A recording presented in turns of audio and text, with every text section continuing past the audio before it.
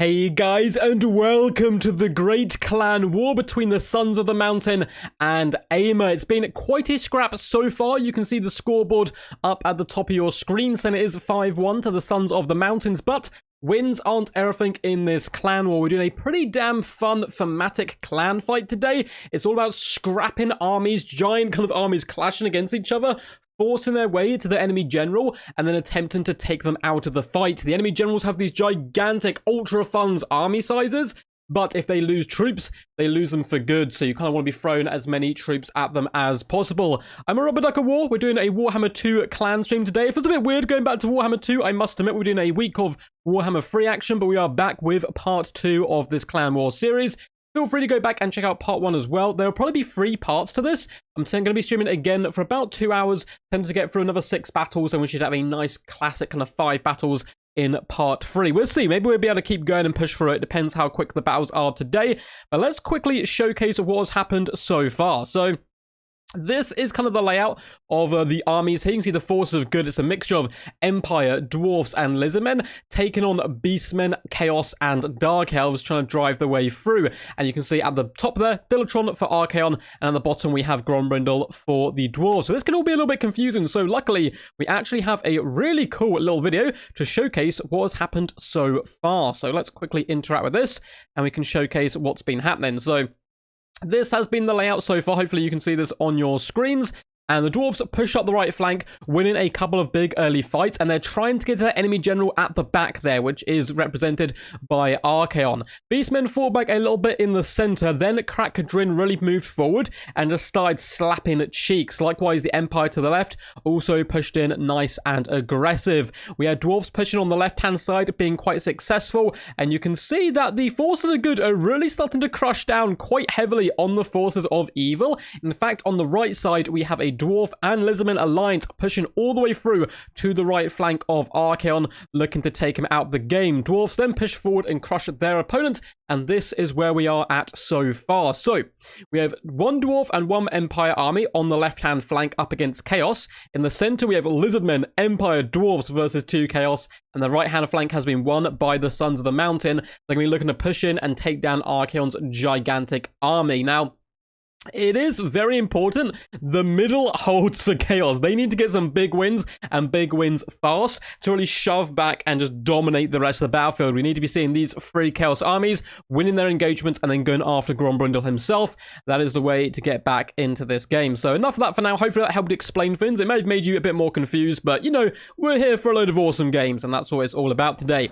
Up first, we will have Quiden, fresh off his victory up against Torx the Brass Bull. Here's Ungrim taking on the mighty Kolek. It's also should be noted, everyone has their own legendary lord, which is set, and they can't kind of change him too much. But hello. Hope you guys are all doing good today. WWW, coming with the classic cat. Meow to you, good sir. Hope you're all good. What's up, Hank? Michael as well. And Anne Raksha as well. Hello. I wanted to ask, how can Warhammer 2 keep up with the lords of Total War Warhammer 3? I think that should be pretty easy to implement the lords. Like, some lords will be good, some lords will be bad, but all around I think they're going to be able to integrate most factions relatively comfortably and swiftly into domination mode. I'm sure there'll be some factions which will need to change. You think the lords are OP? It's normally because they're not fighting as much of an enemy army in one go as we're used to, so it's harder to drag them down. We'll see how it goes. So up first, Quiden versus Mr. Kench. Let's just dive straight into this one and get ready for the carnage. Sons of the Mountain have been on a real roll. There was some early scraps going back and forth, kind of both sides taking points. But since then, the older sons have really been dominating quite a bit. We are going to be taken to the battlefield now of the Plains of the Dead. Ungrim versus Kolek. Ungrim was designed for this. He was born for this, molded by the very idea he would one day get to fight Kolek and hopefully cleft him in twain with his mighty axe of Dargo. So let's take a quick little look at the builds. And as you would expect, a nice defensive geometry coming in from the forces of the Dwarfs. I must admit, Krakadrin have the best color scheme for me personally for the Dwarfs. It looks so freaking badass, the royal red and gold combined together. We have some Longbeards guarding the flanks, Ironbreakers in the front, including the Regiment of Renown. So this is a pretty bad to the bones little box formation. More Longbeards on the flank, and in the center we have Dwarf Warriors with great weapons, and their main job is going to be protecting double Iron Drake Trollhammer torpedoes. We also have 2 cannons, which has been quite a big staple in this tournament so far. The cannons have been doing some really good dominant performances all round, backed up by a couple of units of Slayers. Ungrim Iron Fist in the center, looking absolutely regal, badass, and full of vengeance, as one would expect, as he looks out across the battlefield and sees the cannons signal the start of the scrap. For the Warriors of Chaos, we're on very, very wide here. Just a load of Chaos Marauders and Chaos Warriors in the mix with great weapons. There's a lot of AP going to be coming in, although Chaos Marauders, even with the AP, will struggle against Longbeards just due to the fact there's quite a big difference in their stats. We have some Gore-Beast Chariots. It looks like 2 of the bad boys today. A couple units of Marauder Horsemen with throwing axes. We have a Chaos Sorcerer of Shadows coming in with Pendulum and a Scroll of Shielding. And then we've got the boy, Kolek Sunny-Eater. If he can get in there and avoid the cannon pressure on the way in, he can still do a pretty decent number over on the Longbeards and hopefully the Iron Breakers, but there's a lot of Slayers to contend with, in particular Ungrim Iron Fist. Now, in a one-on-one fight, I'm not actually sure who wins. I mean, lore-wise, I think Ungrim probably has it relatively comfortably, but in-game, Kolek's going to take a horrendous amount of damage, and it definitely won't be a cost-effective engagement for him, but I'm not sure if he would actually win that fight. It looks like he's not going to get the opportunity to do a fair one, though, as cannon shots do whistle by, but they don't connect with him. They're actually going after the Horseman, which is a pretty interesting choice. I definitely think shooting the Chariots is going to be pretty huge, because we have no Runesmiths for slows here today, which of course could be problematic. Yo, what's up, Colin? Except Grimgor, he will always be a sad face. Hey, don't worry, Grimgor is OP. No one's just unlocked the true way of playing him yet. So Gore-Beast Chariots do take some big cannonball shots to the flank, taking some pretty decent damage there. They're going to continue to rotate round, and yeah, Warriors of Chaos just advancing. Kolek is staying way out of the fight. Way out of the fight. Obviously just trying to avoid the cannons. He's going to have to advance at some point, though, and start to catch up with the majority of his force. He does want to strike together where possible, rather than coming in drips and drabs. Cannon shots now lancing over at the Gore-Beasts on the far side, doing some okay damage, nothing too crazy. The ones on the right took far more kind of punishment, and now they've got a big problem in the middle, that the Marauders are going to get dumpstered by the blasting charges of the Iron Breakers, plus the consistent pressure from the Iron Drakes could maybe end up being a little bit too much. These guys are attempting to break through and shut down the cannons before the other elements come into play. I think it's a really risky move, and I don't think it's going to pay off super effectively, because the cannons can simply shoot back and shoot all day long. Blasting charges coming in, hitting Chaos Warriors, who are heavily armored, so the blasting charge is not going to do quite so much to them, but hey, damage is damage, and we have the Trollhammer torpedoes starting to come in and rinse these troops all along the battle line. Once more Chaos Warriors are being the focus of attention for the blasting charges rather than these Marauders, but I suppose there is a kind of big armored center here, big column coming straight up the middle, looking to engage with the Longbeards as well as the Ironbreakers, who will hold for an absolute age here. They don't care if they're Chaos Warriors weapons, they will hold for an eternity. Nice old flank coming in, though, by the Chaos player. We have Chaos Warriors wrapping around the left-hand side, looking to engage with the Slayers and perhaps pressure the cannons. I love this. This is a really good play there by the Warriors of Chaos. They're certainly struggling in the front line, though. Ironbreakers just not giving a damn, holding the line, shields raised high, lads, and just hacking into the chest of the enemy. We get a big fat thunderbolt coming down, announcing the arrival of Kolek Sunny-Eater, who's gone into the engagement relatively unharmed now. Ungrim's moving in, Foeseeker has been popped, and we have the Jewel of Jewels, the mighty Slayer King versus the Lord of all Dragons. Let's go, Ungrim! He's slicing, trying his little heart out here, and he is buffing himself up nicely. Big fat pendulum comes down the line on the Dwarf Warriors and the Ironbreakers. The Ironbreakers barely feel a budge. More Slayers as well going to be jumping on top of the Gore-Beasts, who are desperately trying to shut down the cannons. Probably want to be using them to break through the front line. I'd think, like this unit here, that's some really lovely play by the Warriors of Chaos player. And it looks like Kolek got absolutely slapped there.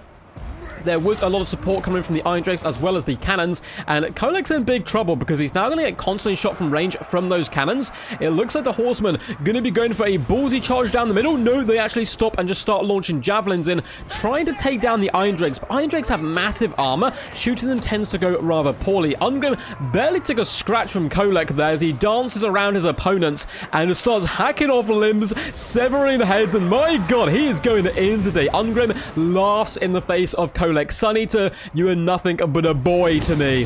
The Dwarf Warriors do take a big nasty pendulum, likewise the Longbeards. Nice play coming in with the Chaos Sorcerer. Only up to 10 kills though, but pretty big HP damage there. We've got some Gore-Beast charges in the back. There's a lot of Slayers hanging around protecting the cannons though, and the fact that Dwarvish Artillery has been online as long as it is quite problematic. Very quick reflexes from the Dwarf player.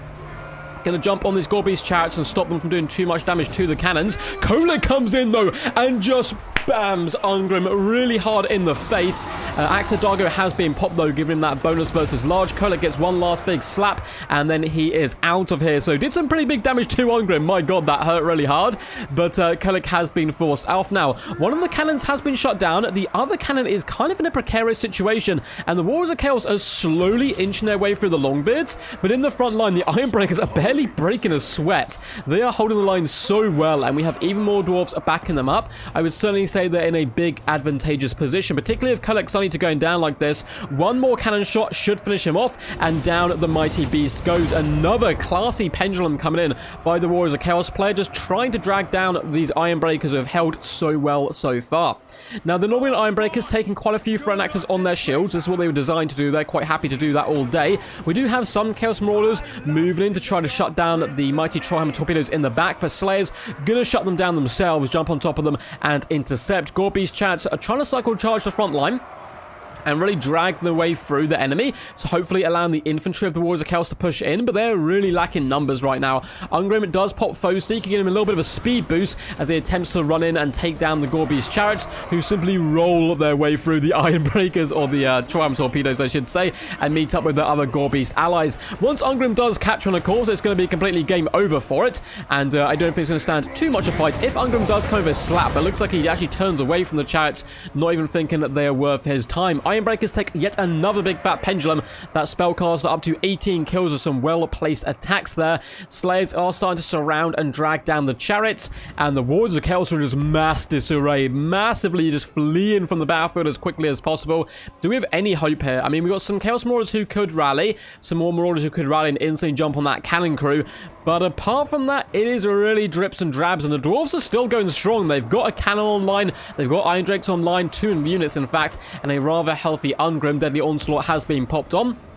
Ironbreakers up to Silver Chevron, attempting to pin the Gorbeast chariots in place to allow their Slayer King to come and avenge them, but the Gorbeast simply use their mobility to jump on the second unit of Ironbreakers instead. Both units starting to get a little bit low HP wise now, which of course does say, you know, kind of tip your hat there to the dwarf player, because I think his build in general was always going to struggle up against them. He did a good job trying his best, but that is going to be yet another victory for the Sons of the Mountains. A fantastic way for them to start the stream, and another good victory. So Karat Kadrin has really performed quite nicely, clearing a path towards Dilatron, the mighty leader of Clan AIMA in this clan war. Was just a Pyrrhic victory, though I think a pretty dominant in the end. The dwarves did take a considerable amount of losses in that game in general, but I think they were pretty comfortable at the end there still with all their troops. I mean, Ungrim being so healthy, having both Iron Drakes online, both Ironbreakers online, the cannons online still. They had plenty left in the tank, but well played to Quiden nonetheless. A fantastic Warriors of Chaos player,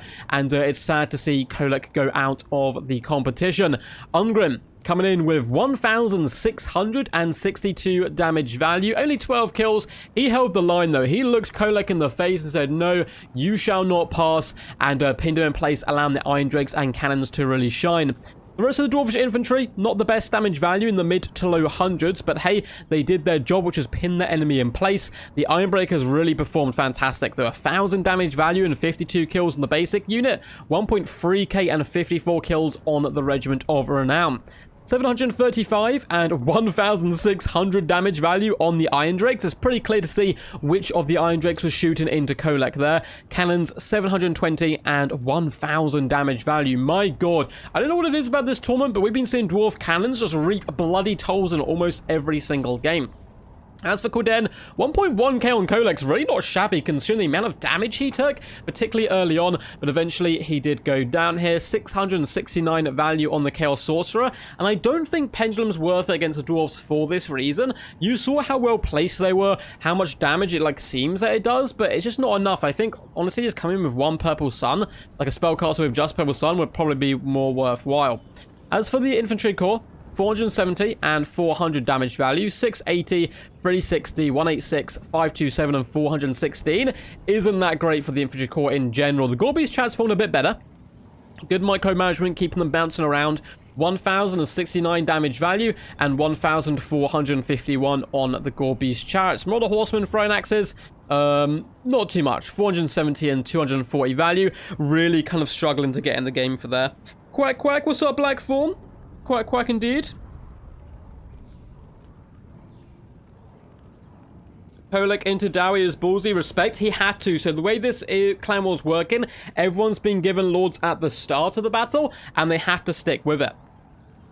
As a dwarf player, I do hope they'll be good in new multiplayer mode. Funnily enough, I was speaking to dwarf players about this today, and we both were thinking that dwarves are going to be pretty powerful and pretty scary. They're going to be pretty scary indeed. Yeah, they have to lock in their lords at the beginning, so they're sticking with these lords for the entire tournament. So well played there to Mr. Kench as well as Quiden. Let's very quickly update the scoreboard for you guys.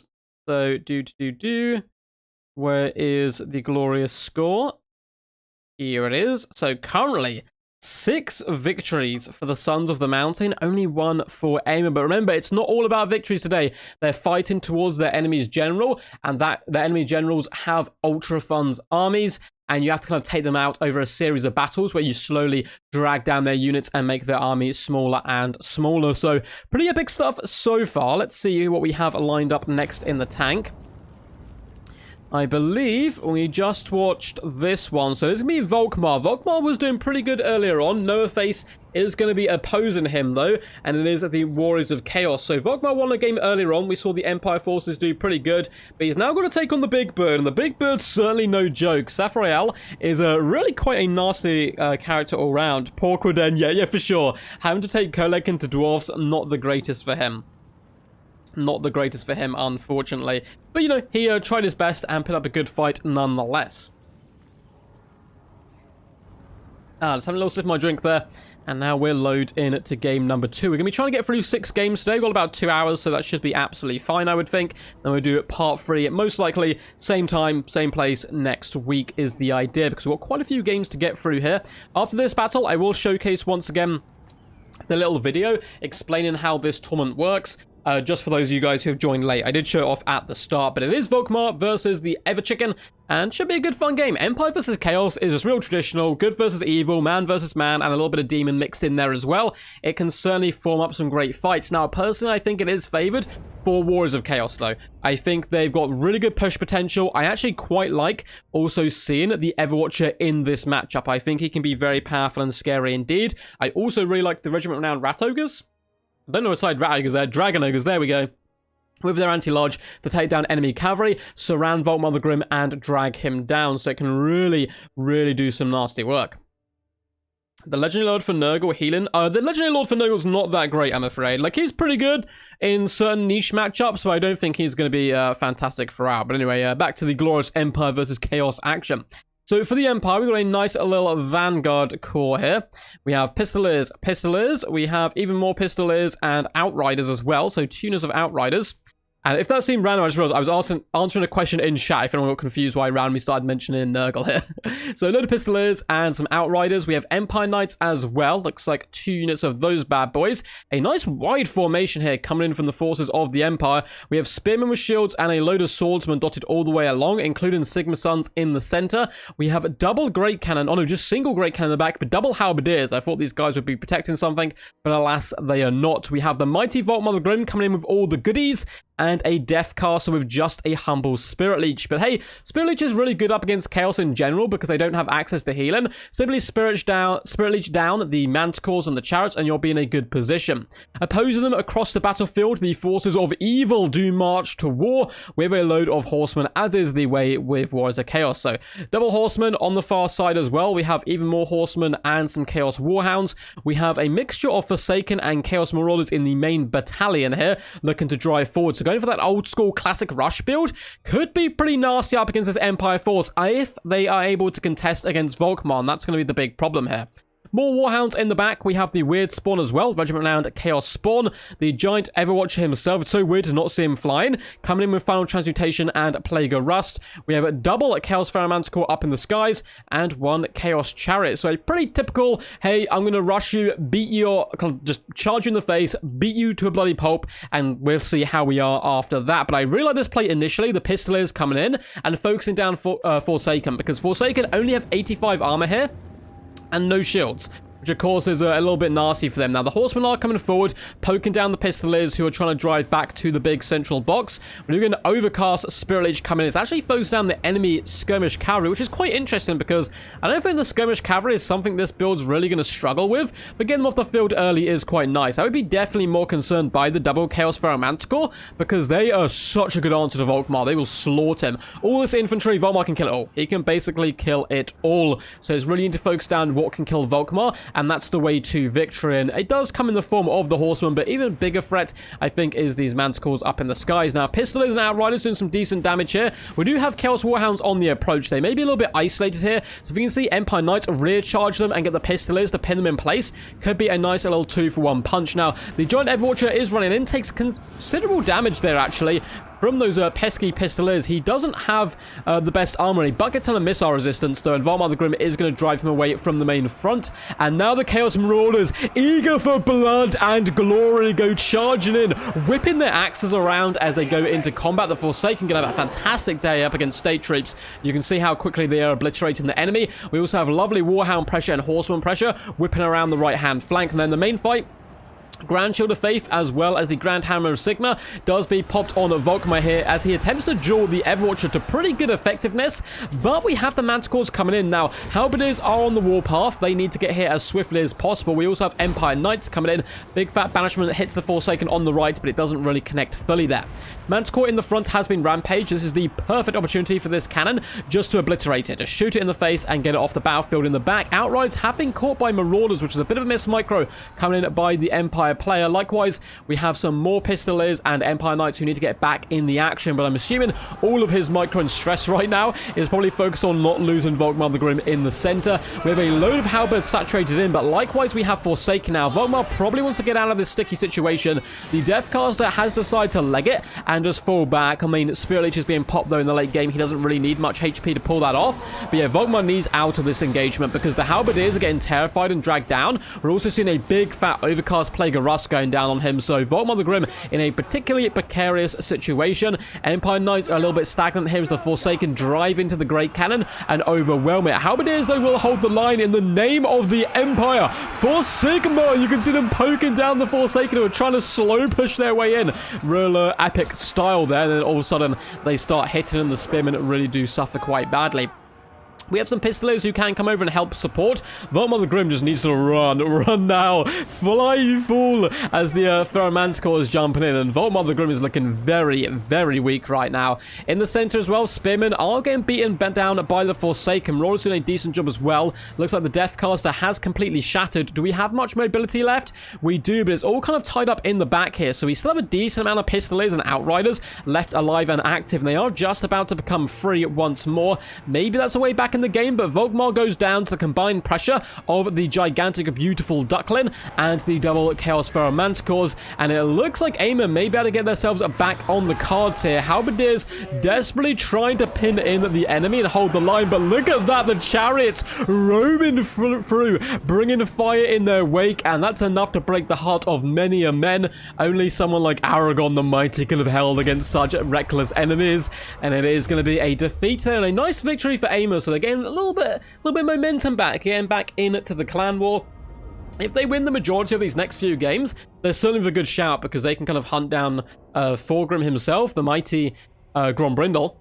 Played by Grombrindle, but I think he is a Thorgrim in the game here, and really go after their enemy general. So a nice little comeback coming in now by AIMA. Good to see. Always love to see a bit of a flip there. And Noah Face striking hard. So well played to him. Bringing probably my favorite Chaos Lord. I don't know. I do like Kolek quite a bit as well. Only 1.2k damage value on the Everwatcher today. 54 kills though, really not that shabby at whatsoever. The Marauders, 68 and 15 kills. You know, they did their bit. Grind through enemy state troops and push the back line. The Forsaken Rush is always a beautiful sight to behold. We have 284, 127 and 114 kills. 850, 1,000, 870 and 500 damage value with plenty left in the tank, which is really good to see. So they can keep kind of driving in there. The Chaos Chariots, not the best, but hey, they're very healthy at the end game. Likewise, the Horsemen for the Chaos has got absolutely destroyed, and the Warhounds. The mobility game was certainly won here by Virtuous 458 of Sons of the Mountain. I thought he did a really good job in that aspect, but then he lost the main fight and got his Lord sniped, and that kind of cost him the game. 820 damage value and 940. Manticores are a must in this matchup for me. I mean, I do like actually quite bringing the Exiled Heroes on Manticores, but some form of Manticore, very good. It counters Volkmar quite tastily. 810 value on the Weird Spawn being very healthy in the end is also quite interesting. Don't get to see them terribly often. As for the Empire, Volkmar had a good start to the battle, got 1.4k damage value, which is impressive, but then got in the wrong engagement and kind of pulled out a little bit too little too late, and that ended up with him going down, the Empire kind of costing themselves there. Deathcaster also got jumped pretty early on, and the State Troops just got butchered where they stood, unfortunately. None of them getting really any good value, even the Halberdiers struggling. Sigma Sun's got the best, 670 value, but everything else is in the low hundreds to even lower, like 94 damage value is really bad there. Empire Knights as well, very low hundreds, but they managed to pin in the enemy. The shining light here for the Empire was really the cavalry. 550, 320, 830 damage value on them. Outriders 260 and 140, though they couldn't really get into the fight. Great Cannon getting 380 damage value. Certainly not of the quality of the Dwarvish cannons we've seen so far today. The Great Cannon falling a little bit short there, but GG's well played nonetheless to both the players there, and the mighty clan AIMA is back, baby, and they're here for vengeance. They're here to stay, so they have gone up there to getting 2 points on the board up against the 6 of the Sons of the Mountain, which is pretty scary stuff, though. They've still got a mountain to climb, but they've certainly got the quality to do it.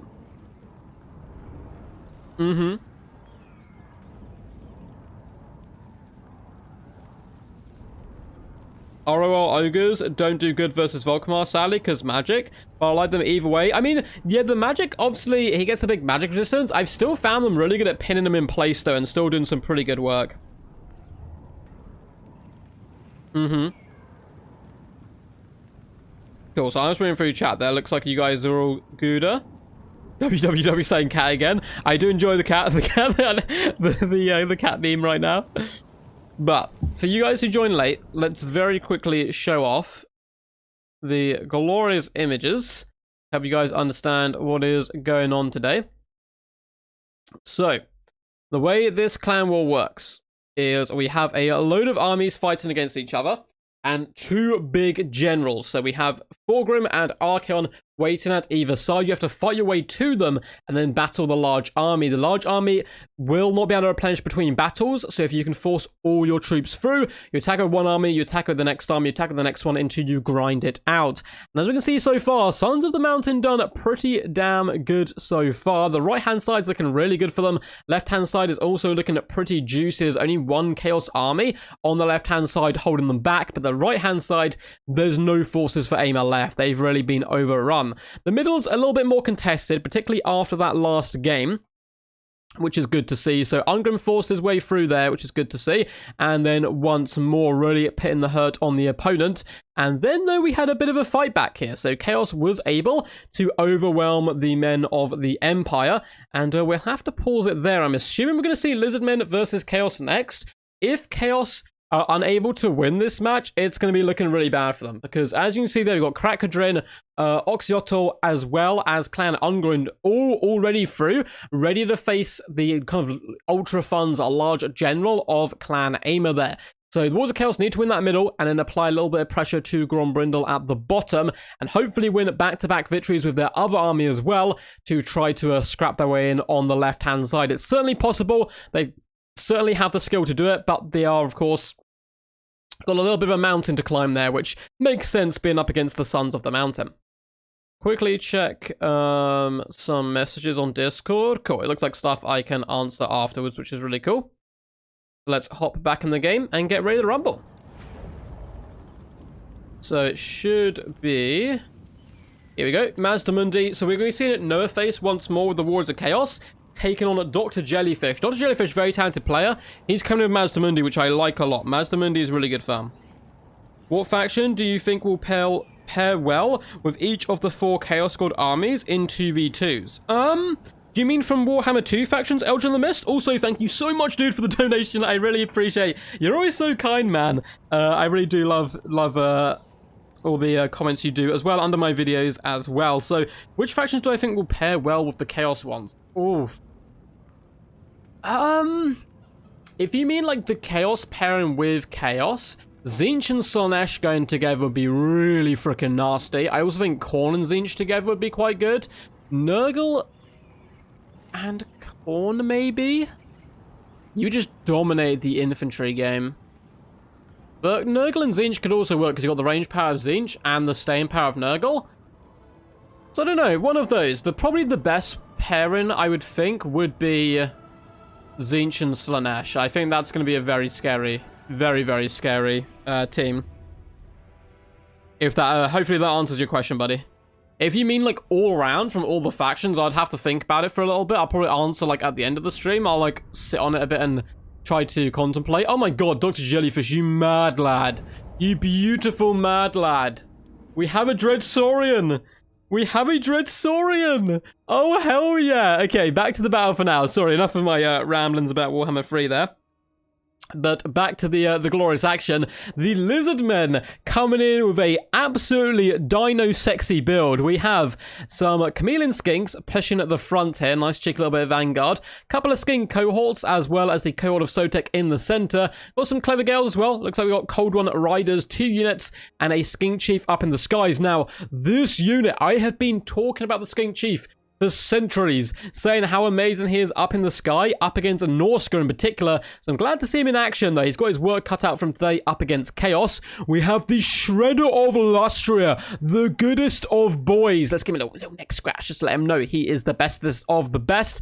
Coming in with a really awesome ability, the dreaded aversion. -8 leadership on a Terracausing monster can be quite tasty indeed. We have an Arc of Sotek Bastillodon and Lord Mazdamundi. He's coming in with the Sunburst Standard, Net of Amantok, Apotheosis, Banishment, Ruination, Shield of the Old Ones, all the good stuff. And look at our boy Roar. He is angry. He demands the blood of gigantic chickens to sate his taste. Now, we're going to be seeing Nerface once again. He's just had good success with the Warriors of Chaos, so interesting to see how he performs today.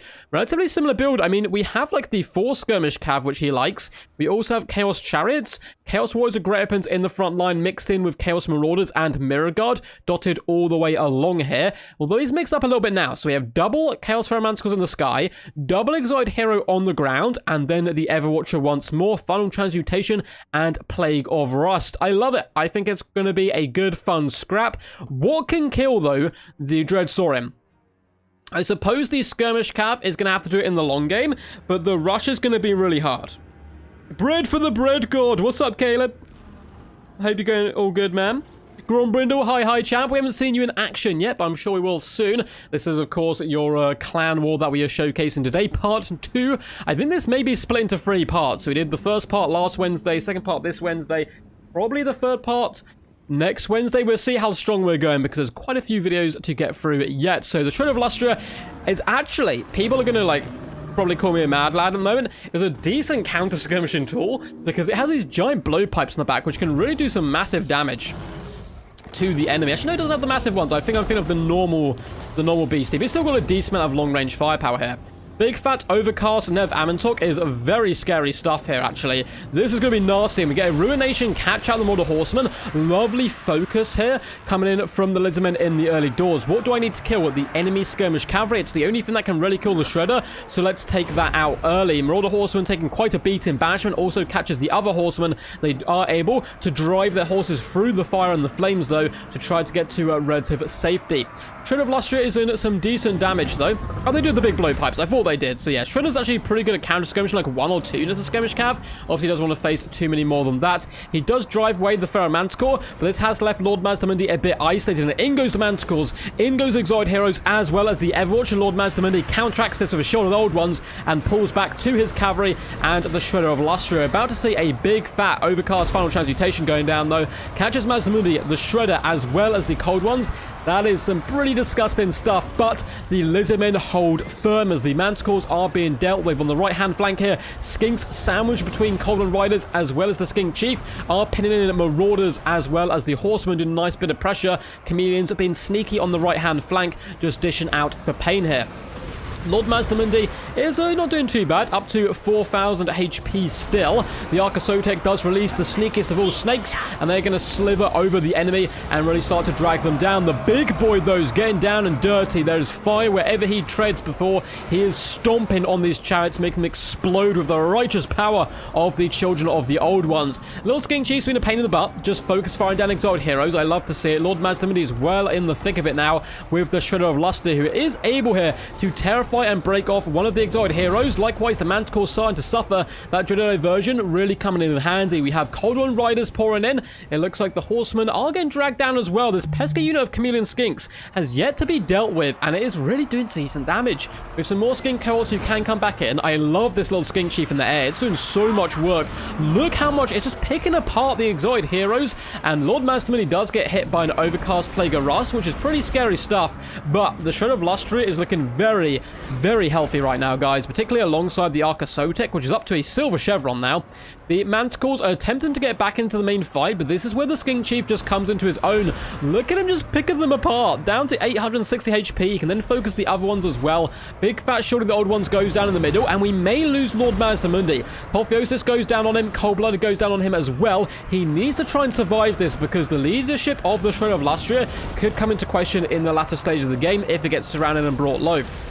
Looks like we are getting a Ruination popped just before Mazdamundi breaks. Probably trying to get rid of the banishment as well, but it seems like he wasn't able to pop that. And Lord Mazdamundi is running for the hills right now. The little Skink Chief's going to have to take charge, bellowing orders from his Pterodon. Hold the line in the name of the old ones. Fight, fight on. And the Shred of Lustria has a load of ammo and is doing some pretty decent damage. Likewise, the Infantry of Chaos is getting thumped right now by that bestowed on Ark of Sotek. The Skink Chief is on the warpath now. This could be a big misplay. So we have a Feral Manticore hunting down Mazdamundi. The Skink Chief will drag down this Manticore, so is sending the Everwatcher after this guy a better pick, because the Skink Chief wouldn't have been able to kill him? I don't know. I mean, Lord Mazdamundi may die before it actually matters, and it looks like actually beautiful play by the Wars of Chaos player, showing I don't know what I'm talking about. Lord Mazdamundi does get dragged down there, though. It looks like it will cost him at the Manticore, but that's a pretty good fair trade.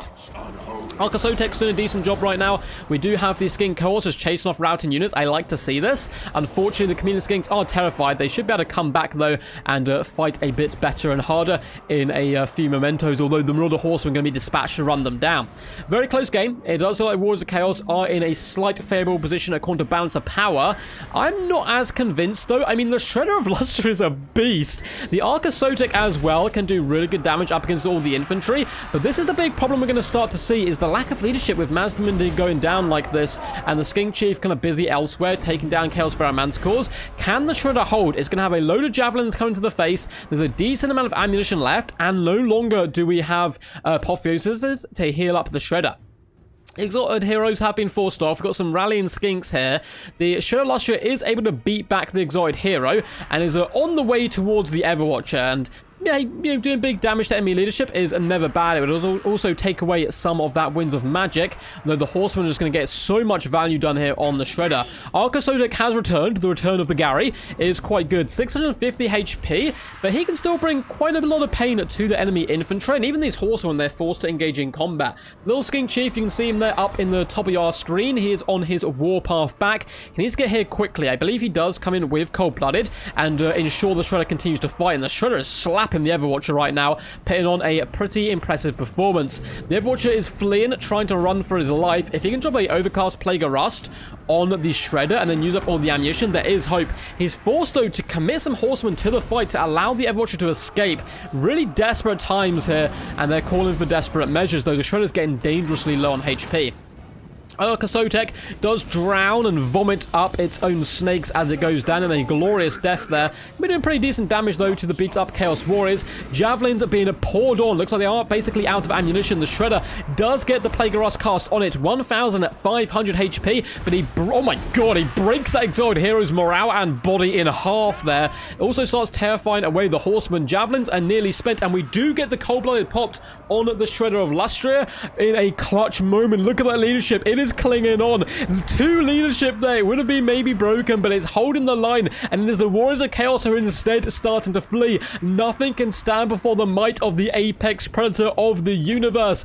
Everwatcher Watcher is dangerously low, and the Shredder is on the warpath, pushing and punting its way through the enemy warriors. Big slap in the back, and down the glorious duck/chicken goes. The Shredder of Lustria clinging on with a clutch cold-blooded. Is it going to be enough? I think so. Balance of power massively in favor now of the mighty Lizardmen. So many Warriors of Chaos units shattered. Horsemen are charging back in. They've got a few volleys left on them, but those blowpipes rat-a-tat-a-tatting off the top there of the Shredder, poking down the Horsemen, doing some really good work. And yes, there's still Chaos Chariots left, but the Shredder is designed to kill cavalry and chariots. It should decimate them. Up to 171 kills, roaring at the fleeing Horsemen, daring them to turn around and challenge the legend, which is the Shredder. I like this play by the Lizardmen player, though. Taking no risks, just continue to press and force off units, and all the while the little skink chief can just poke down these Chaos Chariots and get them weaker and weaker, slow them down, poison them, and really nuke their effectiveness. Now, the Shredder is quite low leadership-wise. He is wavering. Only 8 leadership here, and he's very close to the edge of the board, so this could be a bit of a disaster here, and maybe potential for a comeback. I don't think so. The Shredder, -5 leadership. Comeback, boy. No! The Shredder breaks. What is this? What is this? The Shredder decides to break and run away. No, he's had enough, right? He's like, I came for chicken. I ate the chicken. I had good times eating the chicken. And I just, I don't really want to get involved anymore, guys. Peace out. And then the skink cohorts break. This could be a disaster. The Lizardmen only have the 1 skink chief left. The Shredder could have easily killed these chariots. It still had 1,000 HP, but it looks like the skink chief is going to have to just end up committing to this main fight. He's obviously using up his ammunition and just poking down where possible. Now, this entire game was this clan was over. I'm doing the replays. I think this skink chief has to engage in combat now, if I'm not mistaken. I do not believe it counts attacking as the flying unit. So it looks like it's just poking them down for now. Again, I don't know what rules these guys are using, so we'll have to keep that with their admins. But it looks like the skink chief is actually going to use up all his ammunition from the sky here, where I think it does actually have to land, but hey, I'm sure the guys discussed it and kind of saw the way through. I mean, he might even lose here. I'm still not sure. Chaos Charge just going to be rolling around. The Skink Chief's going to be forced into combat soon enough anyway, due to the fact that its leadership is going to break, and it doesn't want to let it get too low and land, because then it could break very, very quickly. We do get a cold-blooded popped on it, and now it's going to swoop in after the chariots, trying to peck at the men on top of them, and it looks like the Chaos Chariots may indeed break here. They are broken, and it's going to be a just about victory for the Dino Boys. That was a scrap. That was an absolute scrap. That was insane. I can't believe the Shredder broke there. It had 1,000 HP. I have no idea why it broke. It was just like, I'm bored of this. I want to disappear and get out of here. 4.8k damage value on the bad boy. Jesus, 174 kills. 22k damage dealt. It really carried the day and just slaughtered a good chunk there of the Warriors of Chaos player army. Likewise, the Archaon 1.5k damage value, 92 kills. Helped clear out the infantry, barely winning in the end. That was so close. Any big numbers elsewhere that we need to go into? I mean, the infantry did, not that great. 600 value, 550 in the Chameleons. That 600 was on the Cohort of Sotek. Skink Chief was an MVP for sure as well. 800 value on him, just good poke damage, and 1.6 on Mazdamundi. I need to check with the guys, I guess, on what roles they're playing. I was an admin in this, by the way. I'm just in the replay, so I'm sure they brought it up already.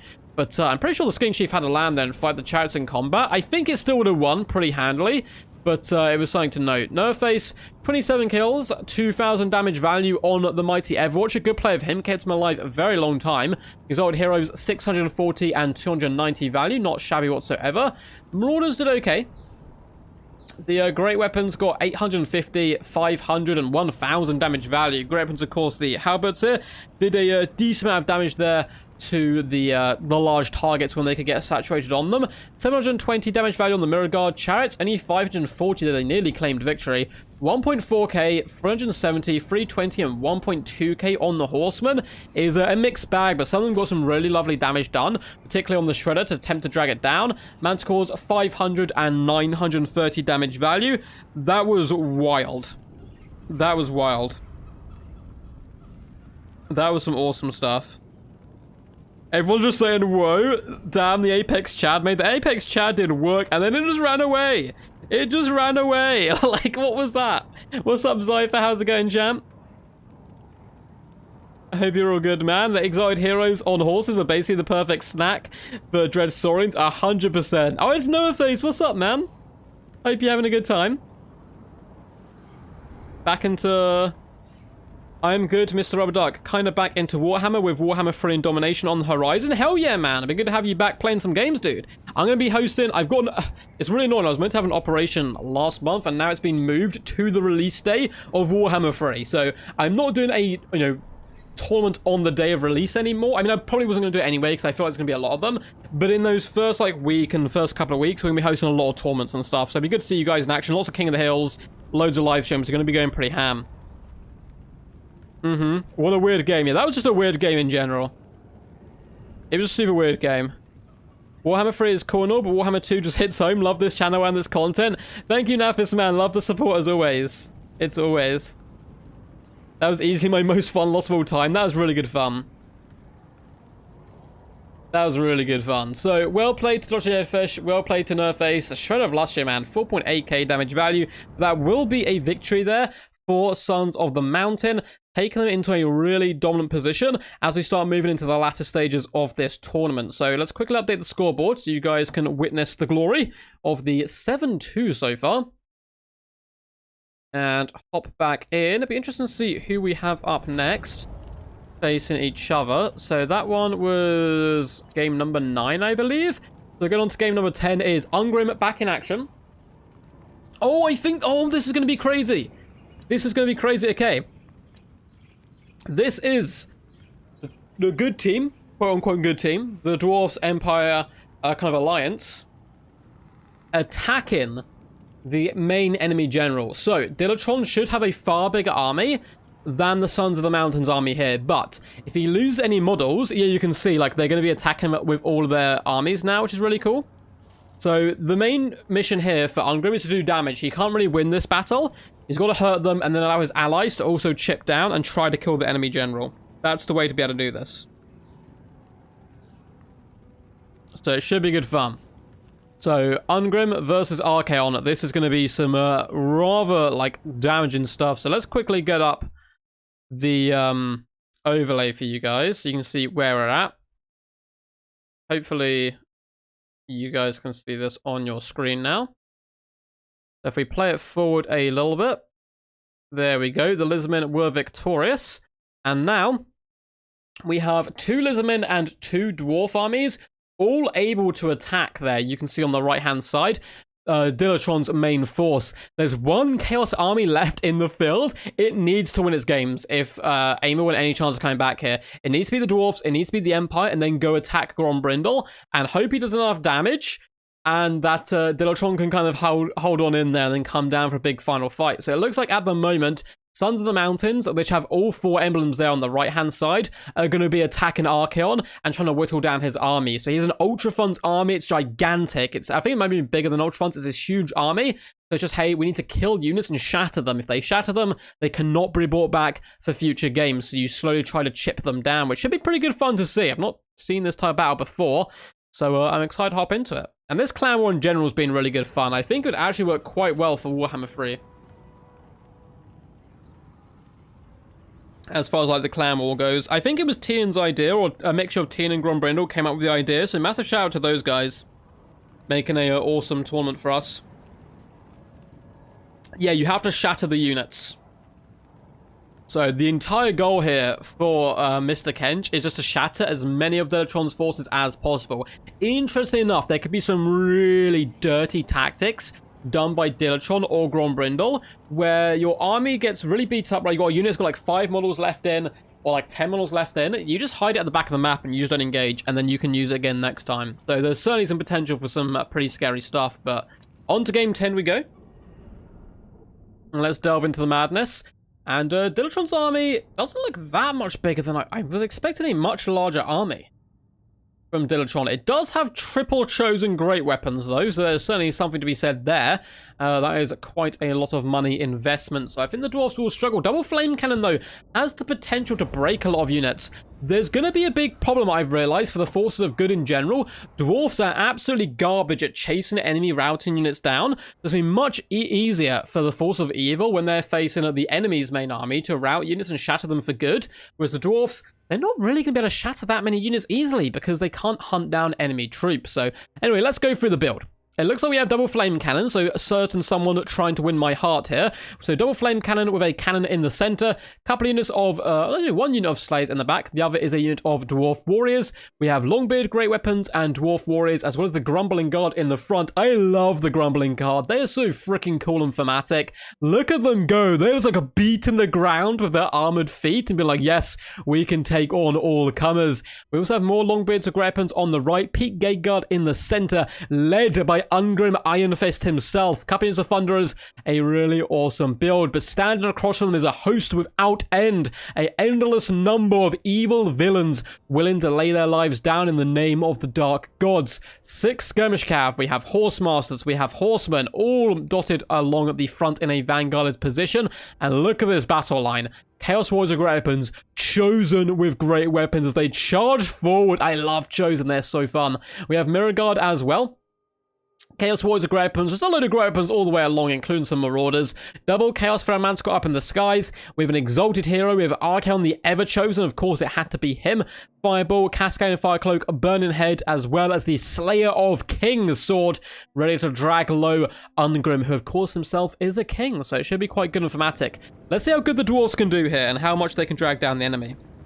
Don't you doubt the Dowie? They'll shatter everything. I'm doubting a little bit that they may struggle a little bit in these big boss fights, more so than like the Lizardmen who are obviously allied with them in the Empire. So there's still hope, don't you guys worry. Big fat fireball does start to arc downfield. It is going after the enemy artillery here. So bam, straight into a flame cannon, which unfortunately explodes. You'd think these fins would have fire resistance. They're literally shooting flame out of them. But alas, no. And one of the mighty flame cannons has been destroyed before the battle is even really underway. And at this point, the Wars of Chaos, they shouldn't be running. They should just walk. Realistically, just walk your front line forward and spam fireballs all day to take out the enemy artillery, and then you kind of start running once you're in range of the enemy artillery. You have to kind of move it up a bit. Flame cannons do some nice damage though, shooting in to the horse masters and horsemen, doing some good work. I wonder if there's any interesting tactics you do as the kind of smaller army in this situation to try to shatter more units, because you know, or do you just try and fight like a normal battle and see how it goes? Flame cannon shots kind of being wasted on Archaon, but I guess they're probably out of range of the infantry. Big fat fireball going to be laced in, and that is the second flame cannon going down here, unfortunately. So only 1 left. I mean, 4 left, technically, if we include this other flame cannon. The horsemen are peppering down in the back. Looks like the Slayer's getting dragged low, and the awesome flame cannons just still shooting in, but unfortunately at the wrong targets. They need to be shooting in at the Chosen with great weapons and other infantry, trying to do as much damage to the enemy infantry as physically possible. Slayers have been used as a buffer to force back horsemen. Likewise, we have some dwarf warriors here, and it looks like the flame cannons have now switched targets, which is good to see, and they are going after the Chosen, so they're going for the big boys, looking to try to break some of these guys off and stop them from being able to take part in future conquests. Big shots coming in, Chosen taking significant damage here. It looks like the shots are currently being split between 2 of them. I don't know if this is worth just trying to shatter 1 unit and fire all your flame cannons into 1 unit. Thunderers are opening up. We get some pretty big pressure go down on the flame cannon crew here from the horsemen. These dwarf warriors need to push forward a little bit and drive the enemies away. Dwarf warriors are readying themselves for the slaughter they're about to receive, as the Chosen, though, take massive damage on the warpath in. Thunderers are lacing shots over the heads of their brethren who are down here in the dip. Hold firm, sons of Grungy.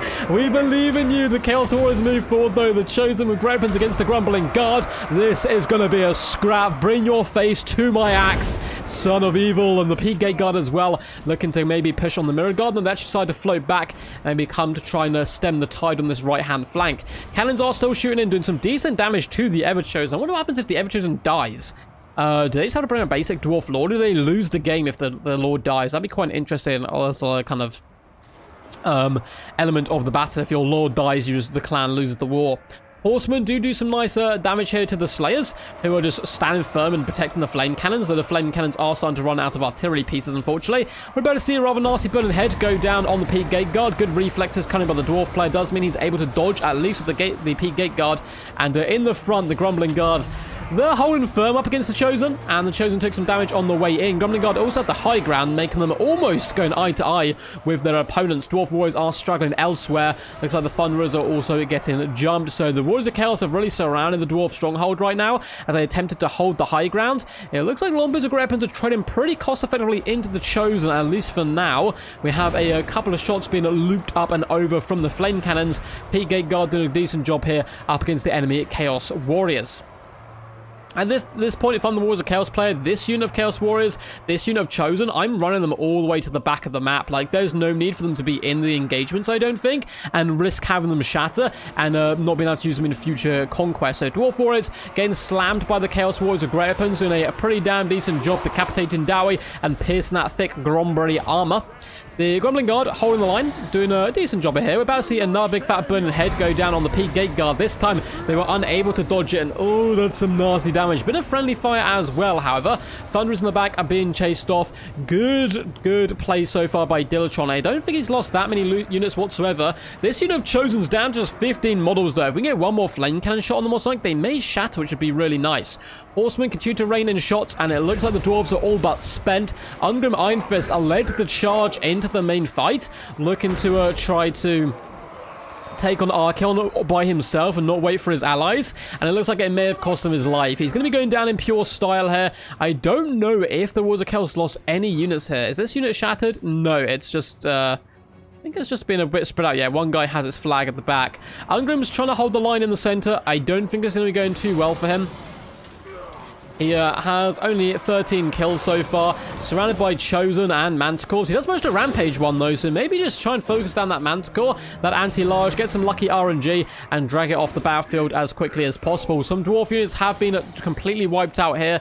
A sad day for the Dowie indeed. This one will certainly be going into the Great Book of Grudges. I also just realized I haven't been reading out the awesome kind of thematic storytelling that we had from the previous battles, so we'll do all those at the end here. But Ungrim going down with a bit of a whimper, unfortunately, surrounded by his enemies, but he does eventually kneel, in fairness, in front of Archaon, but it is a kneel of death and a decisive victory for the Warriors of Chaos, and 0 units shattered. I think this Manticore is still alive. It was very injured, but you can see its little HP bar there. So that whole attack did nothing. Archaon laughs at the Dwarfs as Dilatron still goes firm. Well played to both these players. I think the Flame Cannons should have both been focusing down the same unit rather than going for split fire, because I don't think there was any chance they could win the game. They just had to try and do damage. But 945, 970 value on the Flame Cannons, 650 on the standard cannon. Thunderers did okay, 880 and 400 value. Peak Gate Guard, though, and the Grumbling Guard, mid-hundreds is not good enough for troops to cost that much. They were up against it, though, trying their best to hold back Chosen, and everywhere else it was just mid to low hundreds damage value-wise, sadly. Ungrim went out with 788 damage value, so a little bit of a whimper there. His bark was a little bit harder than his bite, I think, pushing on to try to take down the Ever-Chosen. 32 kills, 1.7k damage value, not shabby whatsoever. 340 from the Exalted Hero. And for the infantry, let's see, 400 value on the Marauders, 500 great weapons, 400 great weapons, 500, 500 again for the Mirror Guard. The Chosen, 500, 500, and 1,100. So spread value quite a bit, which you're expecting with the larger armies. And the Horsemen as well didn't do too much realistically. I mean, 1,000 damage value is not shabby. You've got 700 in there as well. Manticores nearly got ripped asunder, but luckily were just about able to keep themselves alive. The Chaos did lose the one Manticore. Oh, that is so good. It's still alive here, but maybe it's shattered. Oh, that is so good. So Mr. Kench actually took out a Manticore. Hey, that's chip damage, man. That adds up. That adds up for sure. So I'm going to, give that a little bit of a nice little kind of redemption there from the Dwarves. But Clan AIMA shall be claiming victory there. But one unit down, hey, it's a start. It's a start, and you've got to start somewhere. AIMA are able there to claim that victory. So let's quickly do the accounting of the Dwarfs' point of view of the battles so far once again, if I can indeed find them. So we had game 1 was Ungrim versus Kolek. So we'll read through the glorious story thus far from today's stream. If you want to see the rest of the story, you'll have to go back and watch the last stream. But here we start with the... Oh, is it? Oh, there it is. Yes, I have found it. With Ungrim's tale from Game 1, which was marching further north, Ungrim encounters Kolek. Seeing this as the ideal opportunity to seek death, the Slayer King duels Kolek, and with the support of Dowie concerned for the safety of their lord, they take the Dragon Ogre Sheoff down within seconds. That was our first game today. We then moved on to Volkmar versus the Everchicken. Having been tricked by the greater demon of Tzeentch, Volkmar accidentally separates his own army from that of Mazdamundi's. Immediately, he realizes his mistake, but it's too late. His flank cut off by the Warriors of Chaos. Although his forces fought valiantly, they were no match for the Forsaken and Manticores. Swords were broken on iron armor and leathery skin, and shields shattered by giant claws. The Sons of Sigma fight to the last man, but at last they are defeated.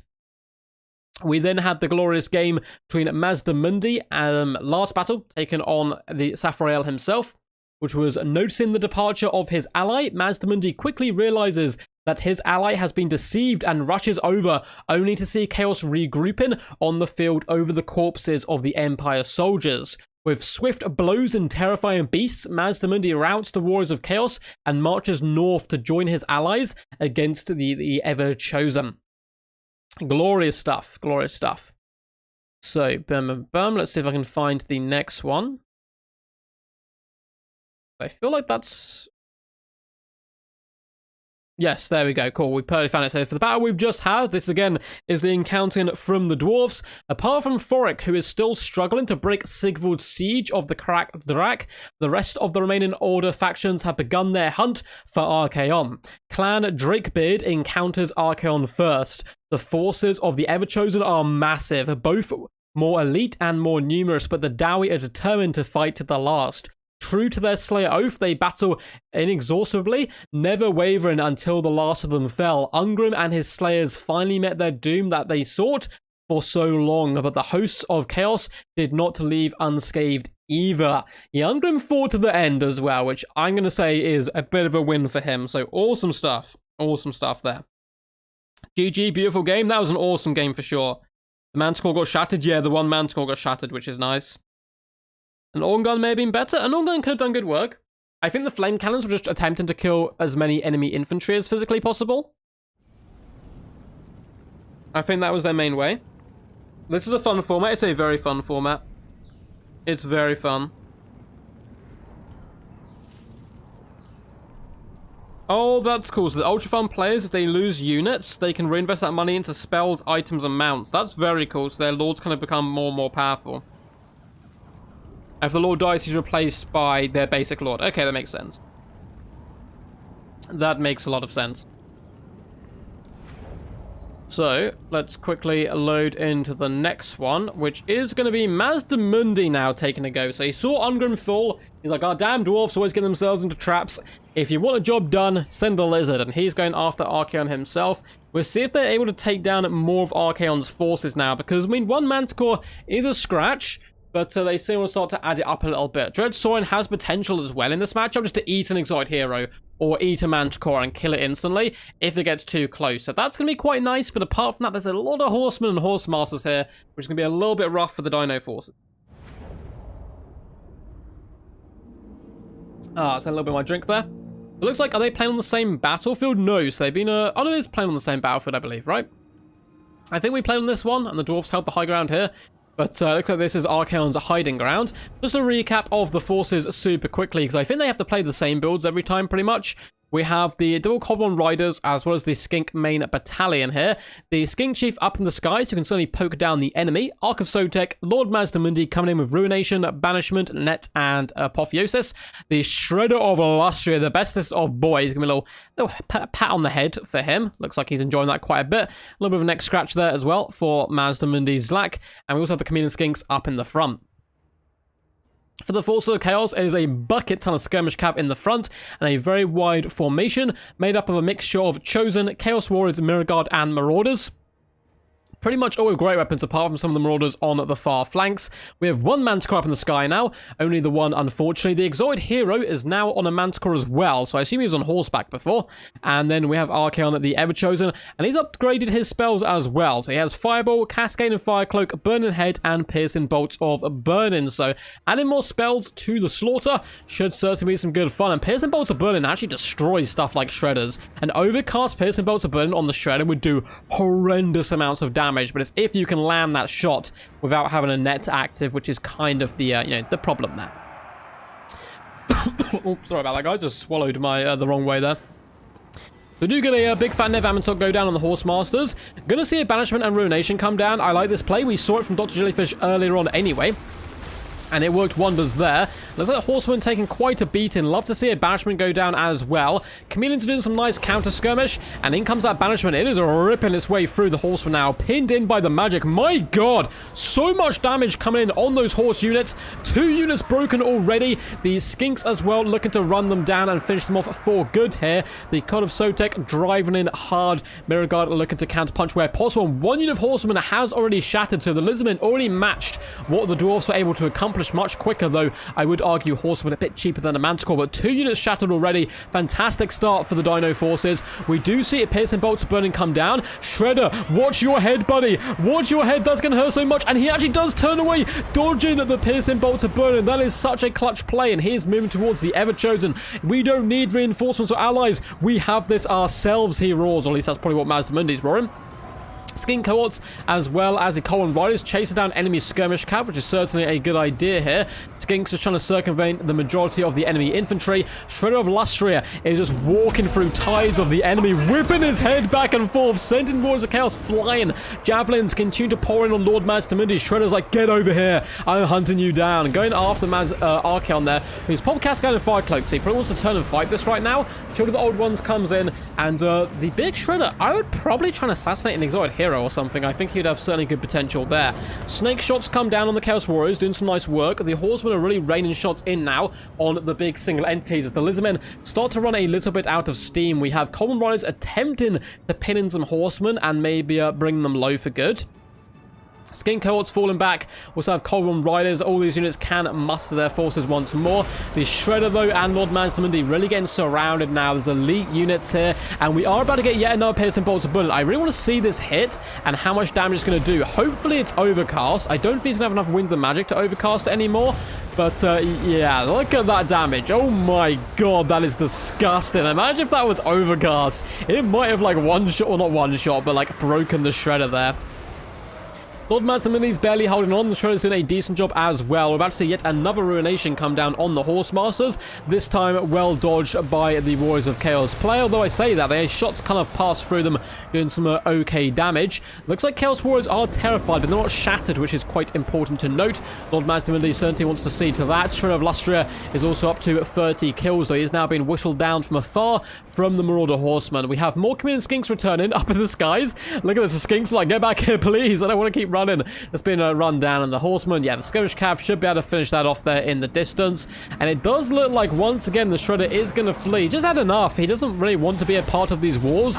He was quite happy in Lustria, and he's probably had a pretty terrible excuse, like he's left the kettle on and he's going to abandon Mazdamundi with the promise that he will return in the future. We're about to see a rather nasty Banishment go down. This could shatter quite a few units of Chosen here, as well as the Mirror Guard. That is going to be some really good damage. Mazdamundi just needs to focus down this infantry now. Try to shatter the Mirror Guard before the end of the battle. You do not want arm losses to hit in right now. Mirror Guard only have 22 models left. Perhaps they can be broken. They are broken. Chosen also only have 24 models left. There is so much potential for shatters right here. Archaon and Lord Mazdamundi in the middle doing some awesome work. We still have the Skink Chief as well, poking them down. A lot of the Warriors of Chaos are just moving away from the main fight, probably waiting for their Skirmish Cav to come in. So it looks like the Chosen may escape here. Only 21 models. It's probably a good idea to get the little Skink Chief just hunting them down. And I think the Mirror Guard are alive as well. They're only broken. Quickly, get the Kolek Riders and hunt down the Mirror Guard. When you get a big fat net gun, the Chosen, you're not going anywhere, lads. Apotheosis on Lord Mazdamundi as well, and that should be another 2 units most likely getting shattered here. The Chosen, 16 models left, though, don't really care. Even with the negative 39 leadership, seem to be holding firm. We also have the Kolek Riders jumping upon the Mirror Guard with Cold Blood popped on them, and they shattered the Mirror Guard, and the Chosen probably aren't too far behind. Lord Mazdamundi going after a second unit of Chosen great weapons, which have 26 models in them. So the Wars of Chaos taking significant losses in this second game. Significant losses. First battle, losing the Manticores a little bit rough, but they lost like 3 or 4 units got shattered this battle, which is really bad news for them. Chosen great weapons are struggling, but they may be saved here. If the horsemen come over, as well as Archaon, these Chosen might better get back into the game. Only 12 models left on them, though. Lord Mazdamundi is probably going to get finished off here, and the rest of the Chaos Forces, yeah, just pull back these Chosen. Don't let them get engaged in the main fight, and you should be fine. We can see Mirror Guard have shattered. These Chosen really do not want to shatter. Just 7 models left, and they're like, yeah, we don't give a damn right now. Mazdamundi might actually break, as well as the Archaon. No way, the Chosen survive. Oh, that is so dumb. 7 Chosen left, and they survive, and that means he gets the full unit back. Oh, that is clutch. That is clutch, just sniping out the enemy leadership to end the battle. Oof. Okay, well, we got 1 unit of Shattered Mirror Guard, 2 units of Shattered Horsemen at least, and maybe 1 or 2 more units in the mix. So, good scrap by Dr. Jellyfish. Certainly starting to grind down Dilatron's forces. Lord Mazdamundi, 2.4k damage value on him. Those nets came in so clutch in the early stages of the battle. 105 kills, a little skink chief, 300 value, 2.4 on the Mazda man himself. The infantry, of course, got absolutely dumpstered, as to be expected, though nearly 1,000 value on the chameleon skinks isn't too bad whatsoever. Archaon, 1.8k damage value, what a boy. 57 kills there as well. 1.4k damage value on the shredders, pretty impressive. Piercing bolts of burning was nasty, 2.1 count Archaon there, and 1,000 on the exalted hero, who has got a bit more of a pimp ride these days. Anything else pretty standout? 570 damage value on the Mirror Guards, okay. Chosen, 900 value, 1.2k, not bad. Skirmish cavalry, yeah, in the mid to high, some high, some low hundreds. Not bad across the board. The standout being the Marauder Horsemasters here, 60 kills, 1.2k damage value. Only the one Manticore, having lost his brother, was able to survive, however, so good work there by both players, but it is another victory there for AIMA, getting their way back onto the scoreboard, though their general's taking quite a beating right now. Losing more and more forces, and I actually believe we can see the units which have been shattered so far. If we do this and continue going with the story. So Grombrindle moves around to the right a little bit, and you can see those there large armies. The Dwarfs have gone in, broken 1 unit. The Lizardmen have gone in and broken off a load more units, so you can see this force has taken significant casualties now, and we still have 2 more forces to be chucked against it, and you better hope this AIMA player, whoever's playing this Chaos, needs to win both these fights, because I just don't think Dilatron's going to be able to hold on much longer. With 2 more armies attacking him, he can't afford another 2 as well. That'd be game over. I don't even think the Grombrindle would have to get into action, so this Chaos player needs to win both his games, and then do decent damage to Grombrindle. I think that's the only way back for AIMA in this. But they're certainly starting to scrap their way back in, which is good to see. Very good to see indeed. So let's hop back in and go down to, I believe it's Oxyotl's turn.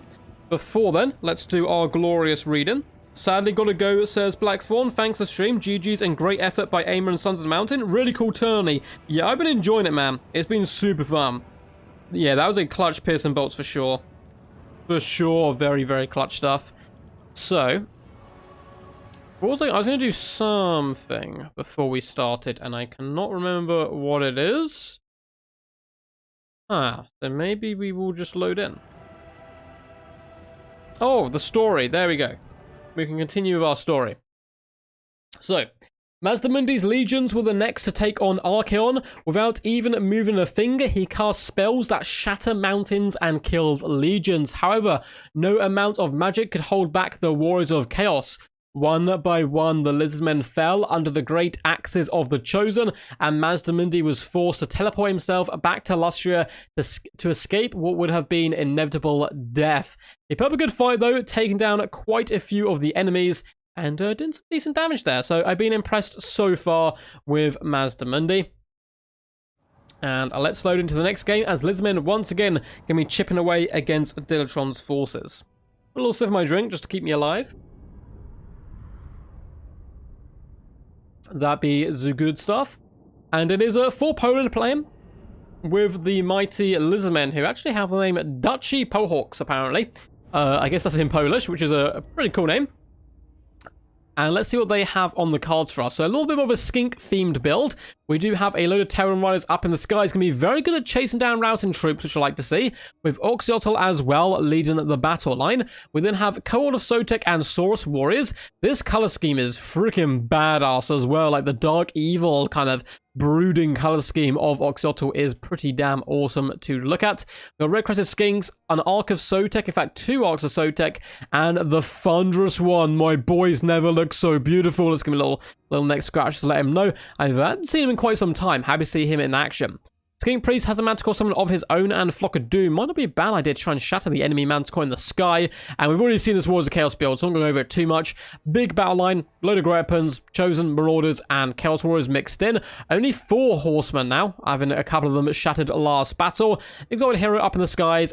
Triple gold Chevron Chaos Pharaoh Manticore now, and Archaon, the Ever-Chosen, looks like he has his same toolkit. So assuming they can also spend money on Chevrons from lost units, which is quite nice as well. So Pterodon Riders moving in, looking to poke down at the enemy. Looks like they're going after the Skirmish Cav, which certainly isn't too bad of an idea here.